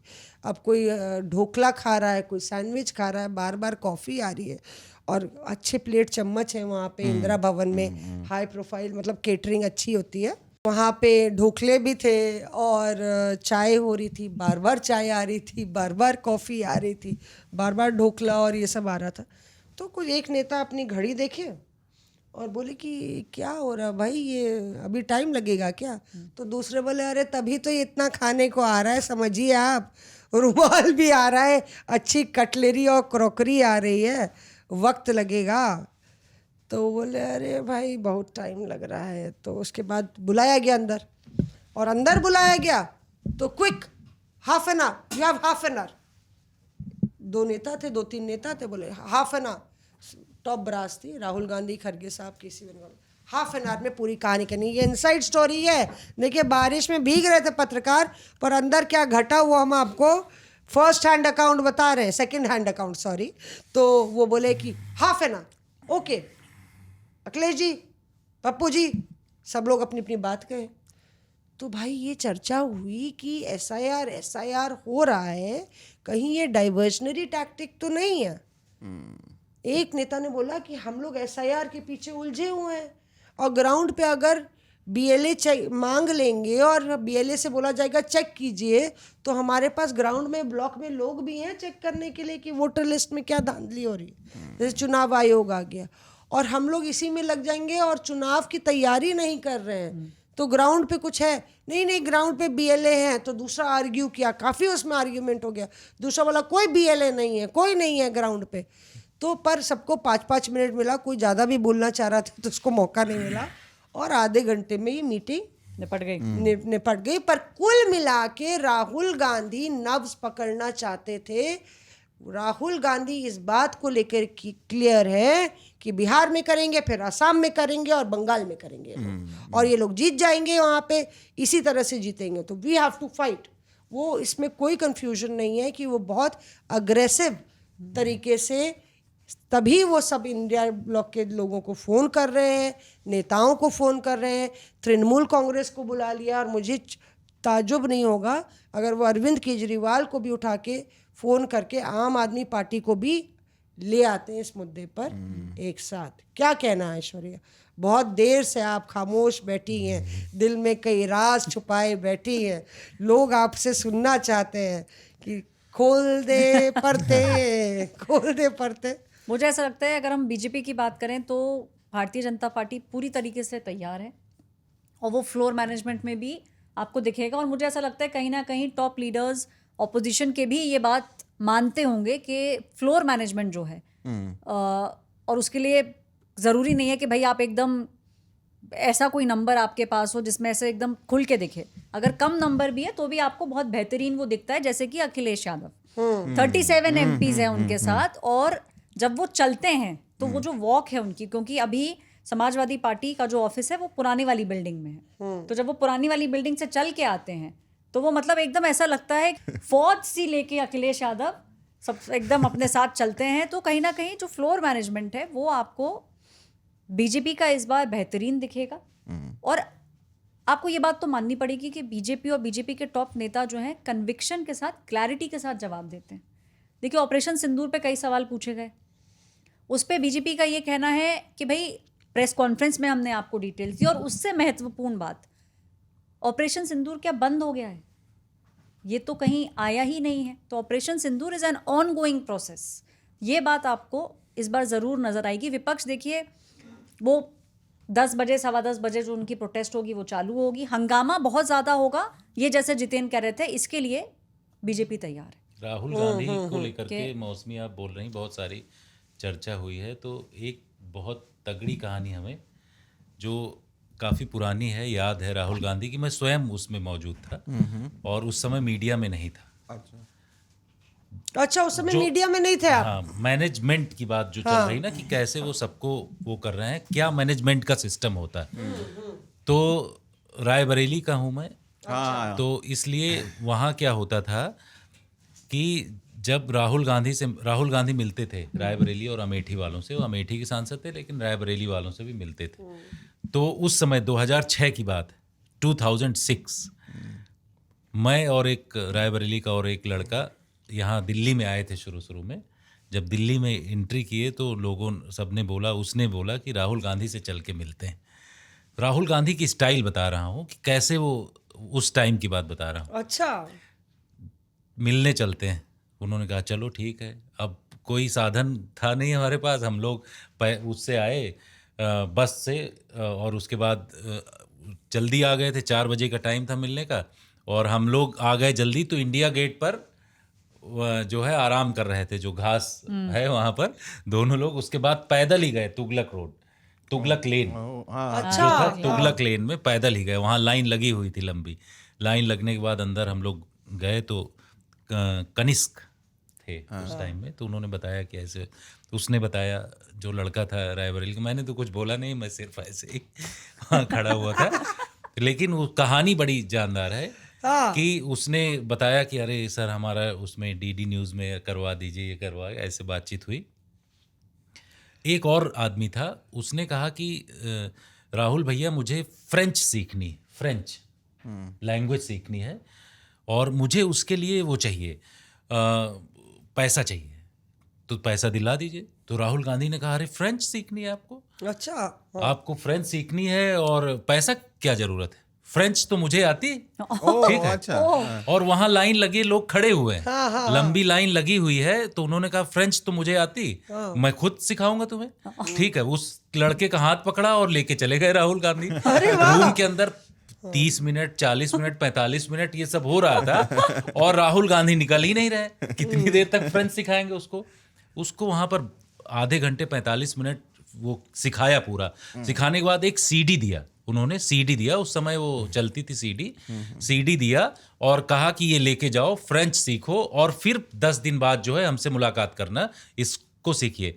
तो उन्होंने क्विक मैनेजमेंट की जो बात आप बता रहे हैं कि कैसे फ़ोन करके बातचीत करना, ये मैंने अपनी आंखों से देखा। मैं वहाँ पर खड़ा हुआ था और उसी साल जो है मैंने मीडिया में कदम रखा। मैं दिल्ली आ गया था, मैं यहाँ अपना इधर उधर इंडिया गेट और ये सब रेकी कर रहा था। उस दौरान भी रेकी करता था। अच्छा, सबका। एक चीज़ और है कि जैसे दूर आप बात कर रही थी कि सांसद नेता क्या बात करते हैं, तो कई बार मैं दूर से ही, जैसे अभी ये जो अपना ऐश्वर्या बात कर रही होती हैं, तो मैं 500 मीटर 300 मीटर से लिपसिंग से जान जाता हूँ। अच्छा, कि क्या बातचीत हो रही होगी। राहुल दीवारों के कान होते हैं, हमने सुना था। मौसमी, मैं आपको ये तो हाई इंटेलिजेंस गैदरिंग हो रहा है। वो वहां से बता, तो ऐश्वर्या को मैंने देखा कई बार। मैं हर एक चीज का आइडिया रहता है। उस टाइम में भी रेकी, ये तो चप्पे पर नजर रखे हुए अपने सहयोगियों पर भी। भाई रात को पिछले वाले सेशन में तो Mahua Moitra, contrary to the perception, भाई she is a woman who speaks her mind, अपना दिमाग बोलती है ना। और दुख की बात है, मौसमी आपने भी बहुत झेला होगा, हमारी सोसाइटी में नहीं ये एक्सेप्ट होता। अगर आप अपना बोल रही हैं, फायरी हैं, तो आपको एक बॉक्स में डाल देते हैं कि ये तो ऐसी ही है। महुआ मोइत्रा बहुत सॉर्टेड महिला हैं, वो जानती हैं वो क्या बात कर रही हैं। महुआ से मेरी अच्छी बात हो जाती है। और देखिए, महिला सांसदों में एक बात है, और पत्रकारों के साथ भी है, अगर आप कुछ अच्छा सवाल पूछोगे या कुछ अच्छा पहनोगे ना, वो कॉम्प्लीमेंट ज़रूर करती है कि नहीं आपने ये अच्छा पहना है, दिस इज़ लुकिंग गुड। आपस में भी करते हैं और रिपोर्टर्स को भी करते हैं। हाँ भाई, पहनावे पे तो बहुत फोकस होता है संसद में। हाँ, ये जिसकी बात कर रहे हैं, महुआ मोइत्रा उतरी नीचे। मैं उनसे पूछ रही थी कि आप इस मुद्दे पे बात करोगे, तो उन्होंने बोला कि नहीं, I will only talk to PTI. कि उन्होंने पीटीआई को बाइट दिया। थोड़ा और आगे चली तो उन्होंने मुझे बोला कि जो आपने पहना है बहुत अच्छा लग रहा है। अच्छा, हाँ, अच्छा। और ये पास नहीं खड़े थे, ये दूर खड़े थे, और इन्होंने आके मुझे बोला कि अच्छा आज तो महुआ ने तारीफ करी है। पास नहीं खड़े थे मौसमी, जितेंद्र दूर खड़े थे और इन्होंने सुन लिया। इनके सेंसर लगा हुआ है भैया, इनसे बच के रहना पड़ेगा। सेंसर जो है, जब मैं होम मिनिस्ट्री के अंदर जैसे जाता हूँ तो वहाँ जो लोग होते हैं, जो अधिकारी और वो सारे लोग, तो वो कहते हैं कि अरे भाई जितेंद्र आ गया है, अब थोड़ा सा वो रखिए, ठीक है। दूर से ही बात चल रही है, डीजी साहब अपना वो कर रहे हैं, हाथ ऐसे ऐसे हिला रहे हैं ना, उसमें भी आइडिया लगा लेते हैं कि किस विषय पर बातचीत हो रही होगी। कॉम्प्लीमेंट दिया ऐश्वर्या को, और मैं 500 मीटर दूर लगभग था, 12 नंबर के, 500 से कम ही होगा वो मकर द्वार। वहाँ से मैंने देखा कि बाइट के लिए इन्होंने बोला, उन्होंने मना किया। उसके बाद इनको जो बोला, मैंने आके पूछा इनसे, मैंने कहा ये चीज़ बोला था क्या? इन्होंने कहा हाँ। ये कैसे पता चल गया? तो जीतू भाई, आप सबसे पहले मुझे सिखा देना ये क्या? जो यार्ड जो आप ये हाँ, तो बहुत जरूरी है। और कल देखना जब ये पॉडकास्ट आएगा, बहुत सारे एमपी मास्क लगा कर आएंगे कहीं हमारी बातें नहीं पकड़ देते। नहीं, तो इसीलिए मैं दूर खड़ा रहता हूँ ना। यार ये मुझे समझ नहीं आता राहुल, लोग हमसे क्यों, हम जहाँ चलते हैं तो हम देखते हैं कि लोग हमसे 10 हाथ दूर रहते हैं। ऐसा क्यों है भाई? तुम तो बता सकते हो कहानी, खुल के मेरी बुराई कर दो। नहीं, बुराई नहीं करूंगा, लेकिन मैं बस बता सकता हूँ दर्शकों को कि जहाँ मौसमी सिंह खड़ी होकर लाइव करती हैं, जो बाकी जो चैनल वाले हैं वो अपना वहाँ से कैमरा निकालते हैं, रिपोर्टर को बोलते हैं कि चलिए 100 मीटर दूर, क्योंकि उनके माइक में इन्हीं की आवाज़ जा रही है ना। मतलब हम एक साथ आज तक पर भी आते हैं और दूसरे चैनल पर भी आते तो हैं। लोग कहते हैं कि नहीं, आप इनको हम दूर करेंगे इनसे लाइव, और ये बाद में आती हैं, इनकी आवाज़ पहले पहुंच जाती है।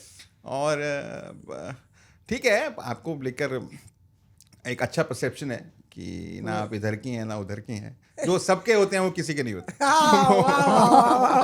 इसमें एक ऐड मैं कर दूं तो अब किसी के नहीं है। राहुल नहीं वो तो ये जो नहीं, सबके होते हैं वो किसी के नहीं होते। नहीं।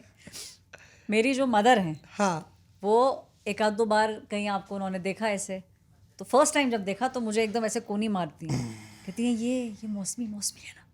मैंने कहा हाँ, तो आके वो मिली भी थी आपसे, IWPC की बात है। हाँ, वो आके मिली मिली थी। उसके बाद हम बाहर वो खड़ी हैं सेकंड टाइम, और मौसमी अंदर हैं, और मौसमी किसी और से बात कर रही हैं, फिर वो मुझे कोनी मार रही, अंदर मौसमी है। मैंने बोला हाँ भाई अंदर मौसमी है। तो ये सच है राहुल जो आप बोल रहे हैं कि नहीं आवाज पहले, आप लोग तो बहुत शालीनता से बता रहे हैं। हमारे घर वाले कहते हैं भाई तुम जब बोलती हो तो हम लोग को टीवी की वॉल्यूम कम करनी पड़ती है, तो इसलिए तुम क्यों इतना तेज बोलती हो। तो हमने कहा घर में क्या हम धीरे बोलते हैं? अगर घर में धीरे नहीं बोलते, हम लोग दरअसल है गांव से, लखनऊ के आगे ही एक गांव है माल, वहाँ से हमें, माल नाम ही है गांव का, ब्लॉक है, मायावती जी ने अडॉप्ट किया था। तो गांव में लोग तेज बोलते हैं ना जितेंद्र भाई, आप बुलाते हैं, गुहार लगाते हैं, गौराओ, तो यहाँ से बोलेंगे अवधेश, तो वहाँ अवधेश को सुनाई देगा, हाँ का कर रहे हो, तो वो आदत पड़ जाती है। अगर धीरे बोले अवधेश, ओ अवधेश का, तो पता है, और वही रिपोर्टिंग में अंदाज चलाया, जोर दमदार तरीके से बोलने का। तो अब थोड़ा सा आवाज वाला जो आप बता रहे हैं, हमारे बाबा जी थे ना, खेत 2.5-3 किलोमीटर दूर रहते थे, यहाँ से घर से आवाज देते थे, वहां तक आवाज जाती थी और वो आदमी आ जाता था। कम्युनिकेशन का ये सिस्टम नहीं था कि भाई फोन कर दिया, ये सारा चीज हुआ, कुछ भी नहीं। कोई संदेश लेके जाएगा तो भी टाइम लगता था, तो पहले इस टाइप में होता था। तो वो अवध क्षेत्र जो है, वो मेरा भी वही एरिया है, हम दोनों पड़ोसी हैं, तो वहां पर ये चलता है कम्युनिकेशन के लिए आवाज देना, उसको लोग सुनते हैं, सुनने के बाद आ जाते हैं। लेकिन दूसरी बात ये, जो आप आवाज की बात कर रहे हैं, इस बार संसद के सत्र में एक नई चीज दिखाई पड़ेगी अच्छा, और वो होगा कि सांसदों के लिए कोड ऑफ कंडक्ट की तैयारी चल रही है, और इसको लेकर के कई बार सीक्रेट मीटिंग भी हो चुकी है, जो अलग अलग पॉलिटिकल पार्टीज की और नेताओं की। कोड ऑफ कंडक्ट क्या, राज्यसभा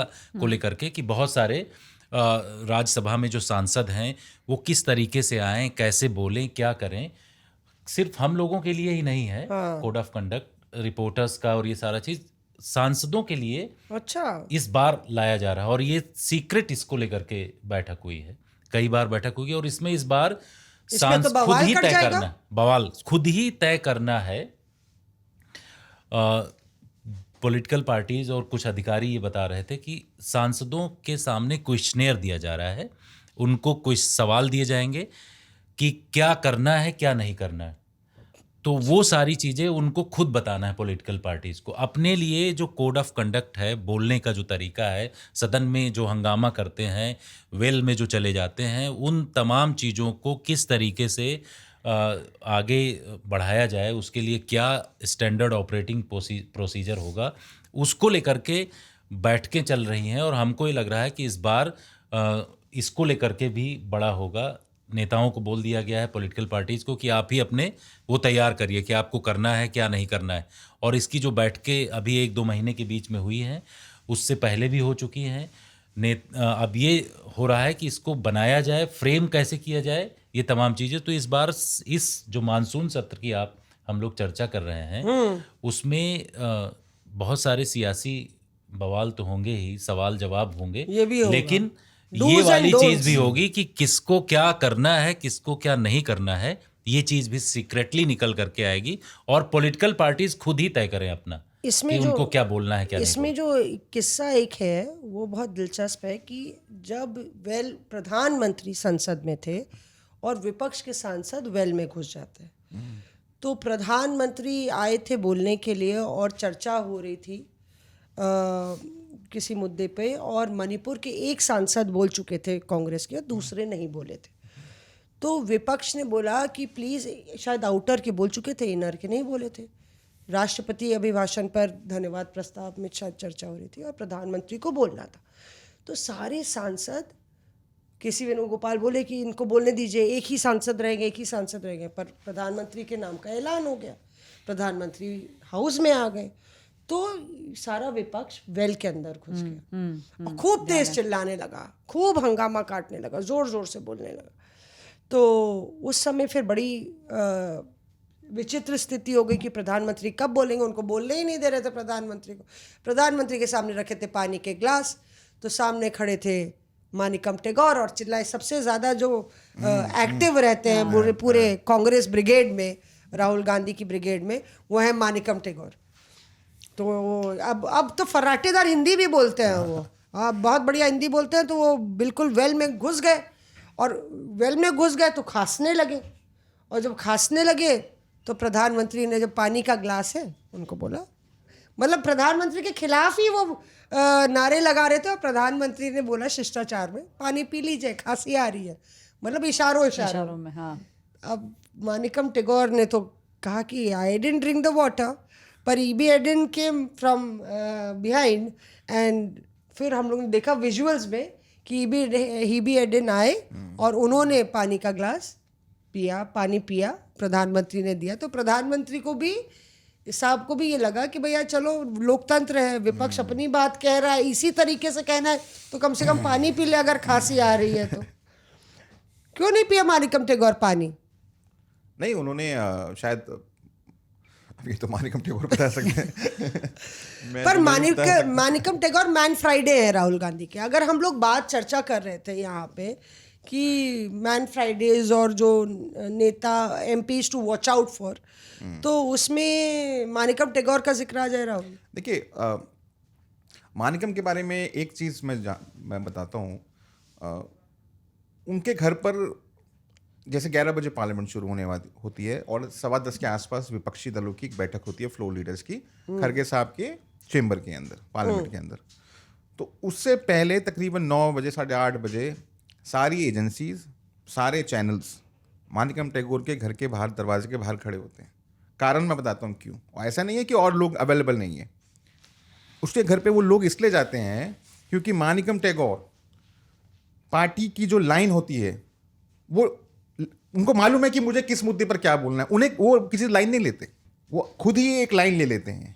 और नेता क्या करते हैं, वेट करते हैं कि जयराम रमेश ट्वीट करेंगे या पवन खेड़ा ट्वीट करेंगे तो उस लाइन को लेकर हम बाइट देंगे। मानिकम टेगोर एक ऐसे व्यक्ति हैं, ऐसे नेता हैं जो हर इशू पे एक स्टैंड ले लेते हैं, जो कांग्रेस के हिसाब से होता है।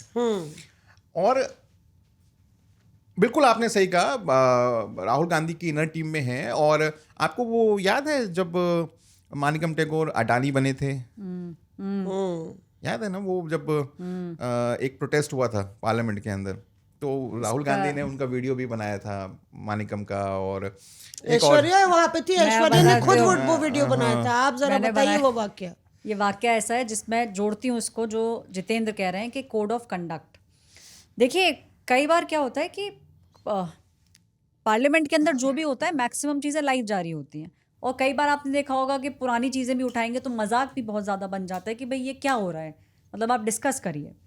तो आप सही कह रहे हैं, ये बात बहुत चर्चा में आई थी। मैं खड़ी हुई थी मकर द्वार के बाहर और मानिकम टेगोर ने मास्क लगाया अडानी का। उस दिन प्रोटेस्ट अडानी पे थी। केसी वेणुगोपाल भी वहाँ खड़े थे और 5 मिनट के बाद वहीं सीढ़ियों से, वो 12 सीढ़ी से उतर के आते हैं राहुल गांधी। अच्छा, एक खूबी है मौसमी, और आप और राहुल को इसको डिकोड करना होगा। ऐसे कैसे होता है कि जब भी राहुल गांधी आने वाले होते हैं या प्रियंका गांधी आने वाली होती है, हाँ, ये दोनों प्रकट हो जाते हैं। इसमें क्या हुआ कि मास्क लगा लिया इन्होंने, अब ये दोनों मिमिक्री कर रहे हैं आपस में। वहां से उतर के आए राहुल गांधी। राहुल गांधी थोड़ा सा आगे आए, पहले उन्होंने एक फोटो खींची, फिर उनको लगा ठीक से नहीं आई तो ये और पास आ गए। फिर उन्होंने एक हाथ पकड़ा राहुल गांधी ने मानिकम टेगोर का, कम कम मनी कम, अच्छा मनी बोलते हैं, मानिकम मनी बोलते हैं, मनी कम, अच्छा, अब हम देख रहे हैं कि हम जहाँ खड़े हैं वहाँ से राहुल गांधी चलते चलते चलते हाथ पकड़ के मनिकम टैगोर का, वो मनिकम टैगोर वो मास्क लगाए हुए हैं और एकदम जो है रिपोर्टर के पास, और फिर वहाँ खड़े होकर राहुल गांधी वीडियो बना रहे हैं. No, but we should say what is happening with Adani, money से. अब मनिकम टैगोर अपना मास्क ऊपर करके वो तो शुरू हो गए कि नहीं ये गलत हो रहा है, ये जो हो रहा है ये ऐसे नहीं होना चाहिए. तो वो ये राहुल एकदम ठीक कह रहे हैं कि वो अपने दिमाग में तैयार होते हैं कि उन्हें क्या बोलना है. और राहुल गांधी ने खड़े होकर पूरा बाइट सुना, राइट राइट राइट राइट बोल के राहुल गांधी चले गए. तो मैं वहाँ खड़ी थी जब ये पूरा किस्सा जो आप अडानी वाला बोल रहे हैं कि मनिकम टैगोर, केसी वेणुगोपाल भी वहाँ खड़े हुए थे हाथ पकड़ के, लेकिन राहुल गांधी मनिकम टैगोर का लेके आए ताकि लोग उनका बाइट ले सकें. कम मनी. ऐसे कई बार होता है कि हम लोग कई किस्सों के गवाह होते हैं और मतलब कि ऐसे किस्से घट जाते हैं कि क्या कैसे बयां करें. कई किस्से तो रहस्य ही रह जाते हैं, लेकिन रिपोर्टर्स अफेयर में मौका ये मिलता है कि हम लोग कई बातों को बताएं जो ऑन एयर हम लोग फट से कट जाते हैं. 4 लाइन बोली, हाँ मौसमी क्या हो रहा है वहाँ पे, और हमने रिपोर्ट किया. विजय चौक से भागते आए, कभी स्काइप पे कभी जूम पे हम लोग लाइव देते हैं. बैटरी लो हो रही होती है. कम से कम मानसून सत्र में ये गनीमत होगा कि पारा नहीं चढ़ा होगा. तो फोन नहीं बंद होगा. तो आपको यकीन होगा कि कम से कम 50 बाइट्स अगर पूरा सत्र गिन ले तो 50 बाइट से ज़्यादा हम लोग अपने मोबाइल फ़ोन में कलेक्ट करते हैं, इंटरव्यूज़ करते हैं, ब्रेकिंग न्यूज़ करते हैं.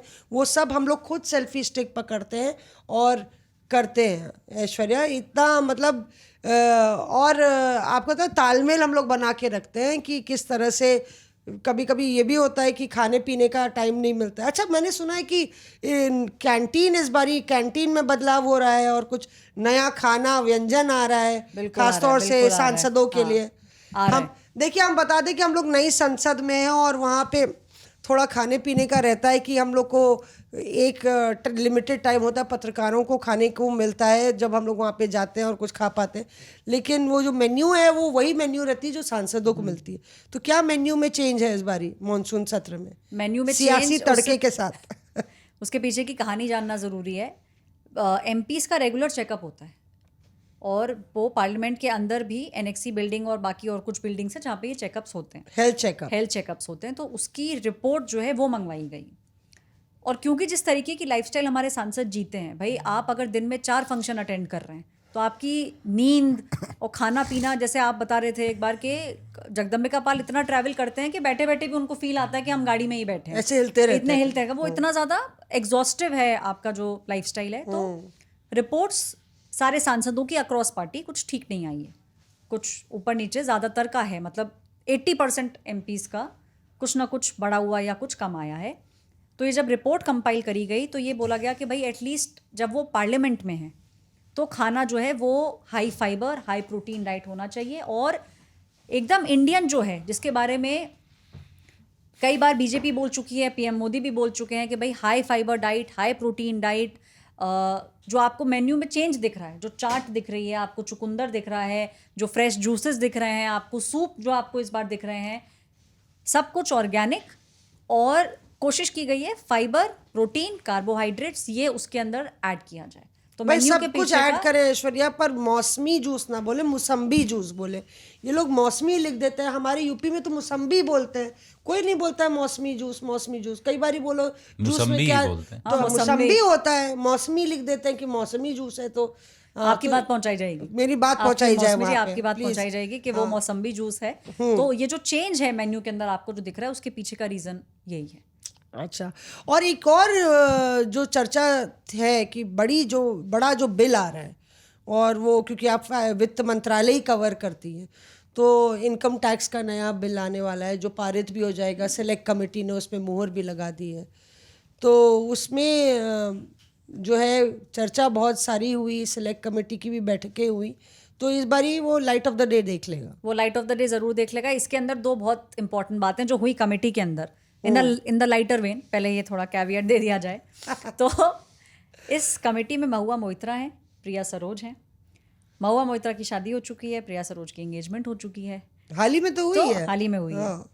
तो ये थोड़ा सा कमेटी को लेके मजाक बन गया कि ये कमेटी तो ऐसी है कि भाई जो इसका हिस्सा है, अगर शादी के रास्ते पे चल रहे हैं या होने वाली है तो ज़रूर आप हिच ज़रूर हो जाएंगे। तो ये जो है इसको निकनेम बोल दिया गया शादी कमेटी। शुभारंभ जो है शादी कमेटी, शुभारंभ इस तरीके का मजाक कमेटी में चलने लगा बिकॉज कमेटी का हिस्सा होते होते प्रिया सरोज की एंगेजमेंट हुई और महुआ मोहित्रा की शादी हो गई।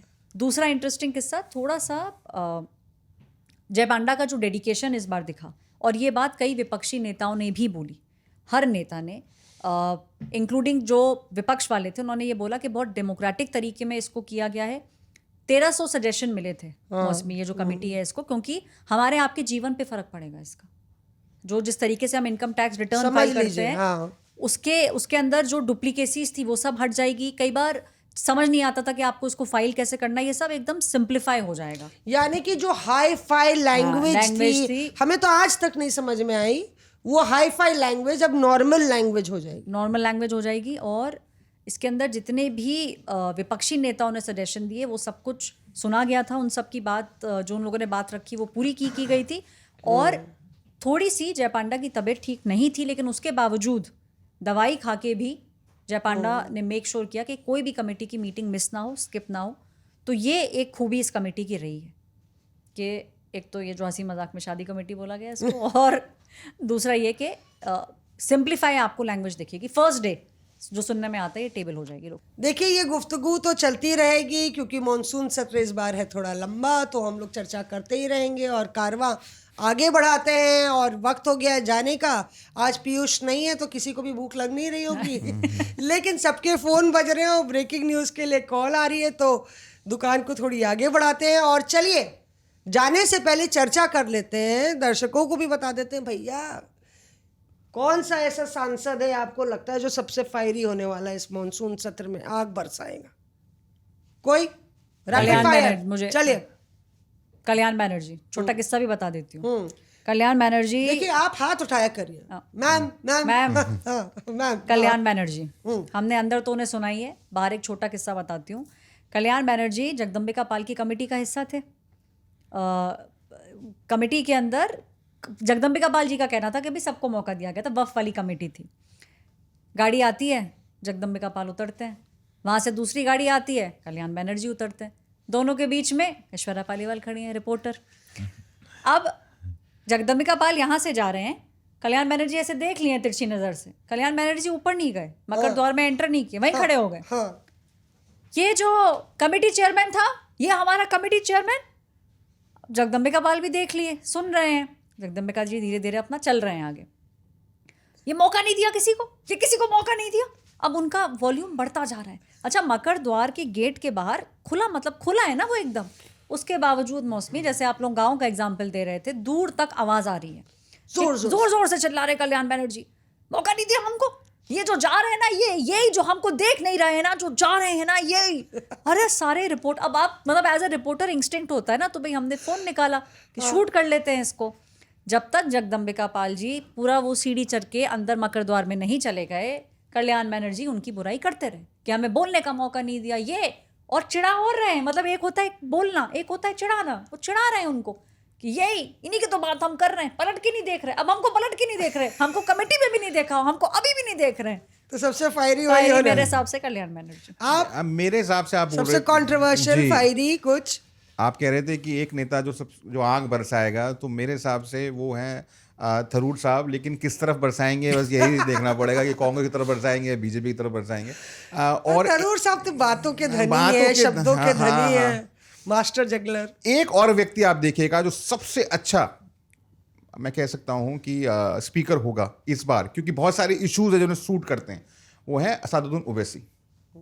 जब वो बोलते हैं तब पक्ष विपक्ष, क्योंकि वो उनकी पार्टी का एक ही सांसद है, वो अपनी पार्टी के एकमात्र सांसद है, तो उन्हीं के हिसाब से उनको टाइम मिलता है 3 मिनट 5 मिनट बोलने का। लेकिन वो 3 मिनट 5 मिनट को इतना अच्छी तरीके से यूटिलाइज करते हैं, और जो अपनी बात उनको कहनी होती है वो अपनी बात लोगों तक कन्वे करते हैं। उनके बहुत सारे एडमायरर्स हैं, अगर मैं ये बोल सकूं, सांसद जो कहते हैं कि भाई जब ओवैसी साहब बोलते हैं तब हम सुनते हैं। और आप देखिएगा अभी तो वो थोड़े फेवरेट भी हो गए हैं राइट विंगर्स के, जब से वो जिस तरीके से पाकिस्तान जिंदाबाद हुआ है तब से तो थोड़े फेवरेट भी हो गए हैं। तो मुझे लगता है कि इस बार आप देखिएगा उनकी स्पीचेस देखिएगा बहुत फायरिंग होंगी। मैंने नहीं, संजय सिंह फायर ब्रांड नेता, और ये उनकी अच्छी स्पीच भी होती है लगातार। मैंने देखा है उनको राज्यसभा के अंदर और संसद के अंदर, संसद के बाहर, दोनों जगहों पर उनकी वो है। कांग्रेस नेता सोनिया गांधी भी उनको बहुत वो लाइक करती हैं। और संजय सिंह की स्थिति ये देखा है कि जब भी विपक्ष का प्रोटेस्ट होता है तो उसमें संजय सिंह जो है एकदम सामने मुखर होकर के आते हैं, और ये एक बड़ा उनका मतलब है। इस समय तो इंडिया गठबंधन में बड़े ब्रांड नेता भी हैं। ये तो बात सही है कि संजय सिंह काफ़ी अच्छा बोलते हैं, पर मुझे लगता है सारे जो लड़ाकू विमान हैं वो सबसे ज़्यादा तृणमूल कांग्रेस में काफ़ी सारे हैं, चाहे वो डोला सेन हो या महुआ मित्रा हो या फिर कल्याण बैनर्जी हो। डेरेक ओब्रायन भी बहुत अच्छा बोलते हैं, और डोला सेन तो सही की आवाज़ जो है ना बिल्कुल वो बूमरैंग करती है। ऐसा लगता है जब वो मकर द्वार पे टीएमसी का कोई प्रोटेस्ट होता है तो बहुत ही दमदार तरीके से करती हैं। बहुत पुरानी नेता हैं, लेबर नेता रही हैं, तो उनको वो सड़क वाली जो स्ट्रीट फाइट वाली ममता बनर्जी की का स्टाइल है वो मुझे लगता है डोला सेन सबसे बढ़िया अदा करती हैं। और उनका रोल, क्योंकि अब SIR वाला मामला आ गया है तो सबसे ज़्यादा डोला सेन मुझे लगता है सबसे ज़्यादा, और बोलती भी बढ़िया है, टोकती भी बढ़िया है, रोकती भी बढ़िया है। नॉर्थ ब्लॉक के अंदर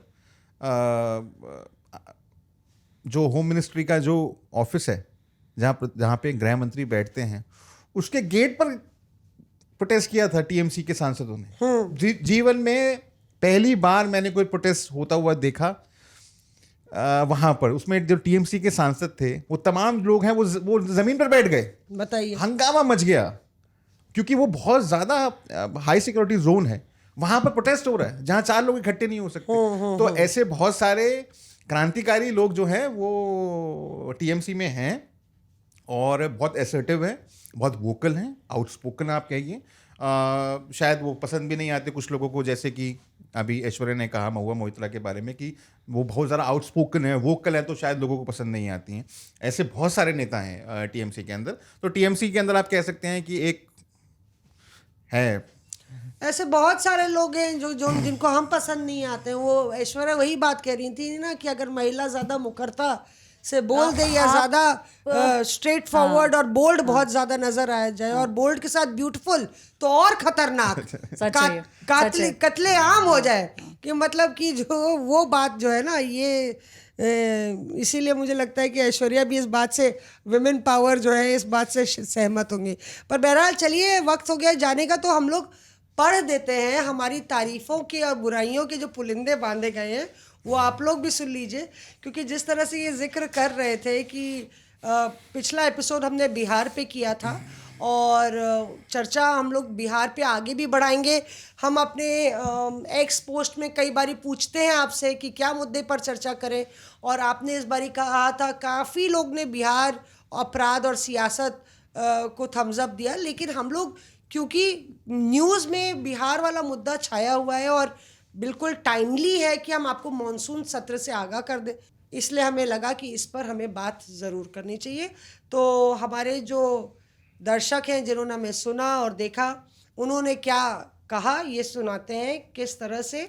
सबसे पहले तो देखिए, सुजय कहते हैं पिछले एपिसोड में सिर्फ राहुल गांधी की चरण वंदना की गई, कृपया व्यक्ति विशेष पर केंद्रित ना रखें। संसद में बहुत सी जानकारी होती है जो आप लोग हमें बता सकते हैं, 140 करोड़ देशवासियों तक नहीं पहुंचेगी। ठीक है भाई, तो देखिए, आप अगर देखेंगे इस पॉडकास्ट में तो हर बीट का रिपोर्टर होता है, और यहाँ पे हम लोग किसी की भी वंदना नहीं करना चाहते। हो सकता है कि आपको एक नेता बुरा या अच्छा लगे, तो सुजय जी, अगर आपको नेता बुरा लगता है या अच्छा लगता है तो हम उसकी बात, जो फैक्ट्स है वो बताएंगे। यहाँ पे कोई एजेंडा नहीं चल रहा है, यहाँ पे बेबाकी से आपको कई चीज़ें हम बताते हैं जिसके लिए हमें खरी खोटी भी सुननी पड़ती है, क्योंकि हम लोग बेबाकी से और ऑनेस्टी से आपके सामने पेश आते हैं। उसके अलावा बिट्टू परमार कहते हैं, बहुत अच्छा लगता है आप लोग से राजनीतिक कहानी सुनना। आज ऐसा लगा कि बहुत सारा आंकड़ा, कुछ कहानियाँ गलत बताई आप लोगों ने। अच्छा, ऐसा हुआ तो मेरे ख्याल से कुछ गलत फहमी होगी, या अगर कुछ कभी गलतियाँ हो जाती हैं, कुछ याददाश्त देखिए कमज़ोर भी पड़ सकती है, तो वो हम लोग त्रुटियां सुधारेंगे, ऐसी गलतियां नहीं करेंगे, यही हम आपसे कह सकते हैं। पर देखिए आपकी बुराइयां भी सर आँखों पर हैं। बिहार पर चर्चा है तो शायद सुजीत झा साहब को भी बुला लेते, सलाह ले लेते, तो सारा आंकड़ा और कुछ कहानी सही कर देते वो। ये हम लोग न्योता खुला निमंत्रण सुजीत झा साहब को देते हैं। सचिन जी कहते हैं राजस्थान में से सचिन पायलट के ऊपर भी कुछ लेकर आओ Mausami ji, we are all waiting for a long time. एक एपिसोड प्रॉमिस सचिन पायलट पर हम रखेंगे जब टाइमिंग होगी राइट। देखिए ना, राहुल गांधी भी कहते हैं टाइम एंड पेशेंस 2 वर्च्यूज हैं जो रखनी चाहिए। पेशेंस अशोक गहलोत का, टाइम सचिन पायलट को रखना है। पॉडकास्ट की चर्चा बहुत चल रही, बहुत ज़्यादा चर्चा है, ना सिर्फ पत्रकारों में बल्कि नेताओं में। मैं किसी के नेता के घर भी जाता हूँ खबर के लिए, टिक टैक जैसा अपनी भाषा में टिक टैक बोलते हैं, वो हमेशा जिक्र करते हैं अरे आपका हमने क्लिप देखा, वायरल हो रखा है। मेरी मूछें भी राष्ट्रीय मुद्दा है आजकल। मुझे रखनी चाहिए, क्योंकि मैंने कभी रखी नहीं मूछें। मैंने वो पॉडकास्ट के लिए जो पॉडकास्ट के लिए मूछों का ताव और भाव तो रख ली मैंने ऐसे ही। और अब किसी ने कहा अरे तुम निकाल दोगे तो तुम्हें लोग पहचानेंगे नहीं अब। तो बड़ी दुविधा है कि रखी जाए या हटाई जाए। हाँ। लेकिन चर्चा का बाजार गर्म है। नहीं, राष्ट्रीय मीडिया केंद्र में मैं बैठा हुआ था, तो वहाँ पर बहुत सारे जर्नलिस्ट आते हैं, बहुत सीनियर मोस्ट जर्नलिस्ट, और ये सब लोग आके पूछ रहे थे कि भाई वो वाला जो आपने किया था वो अच्छा था। ऐश्वर्या का नाम काफ़ी लिया जा रहा है। हाँ। तो ये सब चीज़ें हैं, चर्चा का विषय है। और जब किसी चीज़ की, वही बोलते नहीं, चर्चा पर्चा खर्चा, ठीक है, ये जब होती है किसी चीज़ को, किसी मुद्दे को लेकर के, तो वो आगे ही बढ़ता है। और मुझे लग रहा है कि स्पीड जो है पकड़ लिया है, अब तगड़ा चलेगा। भाई ऐश्वर्या पिछली बार नहीं थी तो हमें बहुत ओले पड़े, तो हमने कहा भैया ऐश्वर्या ज़रूर आप मौजूद रहिए, क्योंकि ऐश्वर्या को दर्शक खासतौर से बहुत मिस करते हैं। ऐश्वर्या थैंक यू, सबसे पहले तो थैंक यू। हाँ, अब ये प्रॉब्लम हो गई है मौसमी कि अगर जैसे 2-3 नेता बैठे हैं तो कुछ बातचीत हो गई, तो अचानक से फिर नज़र पड़ गई कि अच्छा ऐश्वर्या भी बैठी हैं, तो मुझसे अब पूछ ले रहे हैं ये तो नहीं बोल देंगी ना वहाँ जाके। तो मैंने बोला अरे नहीं भाई, ये नहीं बोलोगी वहाँ जाके। तो थोड़ा सा लोगों को वो लगने लग गया, जैसे आप बोल रहे थे जितेंद्र। मुझे लगता है कि जैसे ये संसद भी आएगा तो शायद नेता वगैरह इस चीज़ पे भी ध्यान रखेंगे कि आप कहीं दूर तो नहीं खड़े हैं, मैं कहीं बहुत गौर से तो नहीं सुन रही हूँ। ये हम तो दूर से ही पता लगा लेते हैं। नहीं, और सबसे बड़ी दिक्कत ये है कि मतलब कि जहाँ पे भी जाओ तो नेता से कहता है मौसमी जी पॉडकास्टिंग चल रही है, पॉडकास्टिंग। हम तो स्पीकर साहब से मिले थे तो स्पीकर साहब ने भी आप बोला कि बड़ी पॉडकास्टिंग चल रही है मौसमी जी। तो पॉडकास्टिंग की चर्चा जो है वो बहुत हो जा रही है, और शुक्रिया हम दर्शकों का करना चाहते हैं कि इसी तरह से हमारा कारवां जो है वो आगे बढ़ता रहेगा। और हम अकेले चले थे लेकिन आप साथ आते गए और कारवां आगे बढ़ता गया।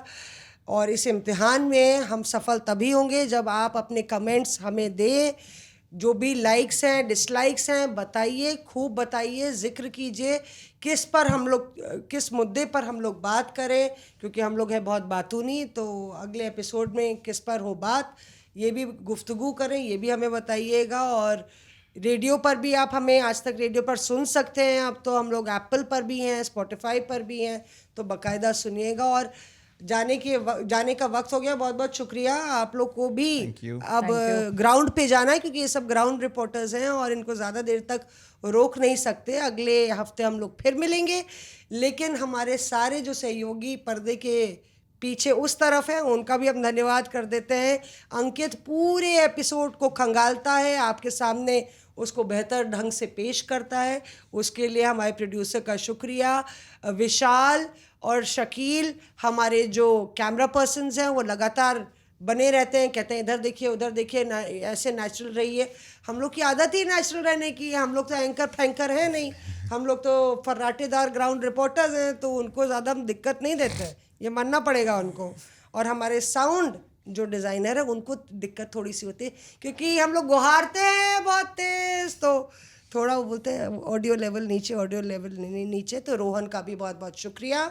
रिपोर्टर्स अफेयर में हम लोग अगले हफ्ते फिर मिलेंगे, तब तक के लिए सलाम, नमस्ते। Reporters of.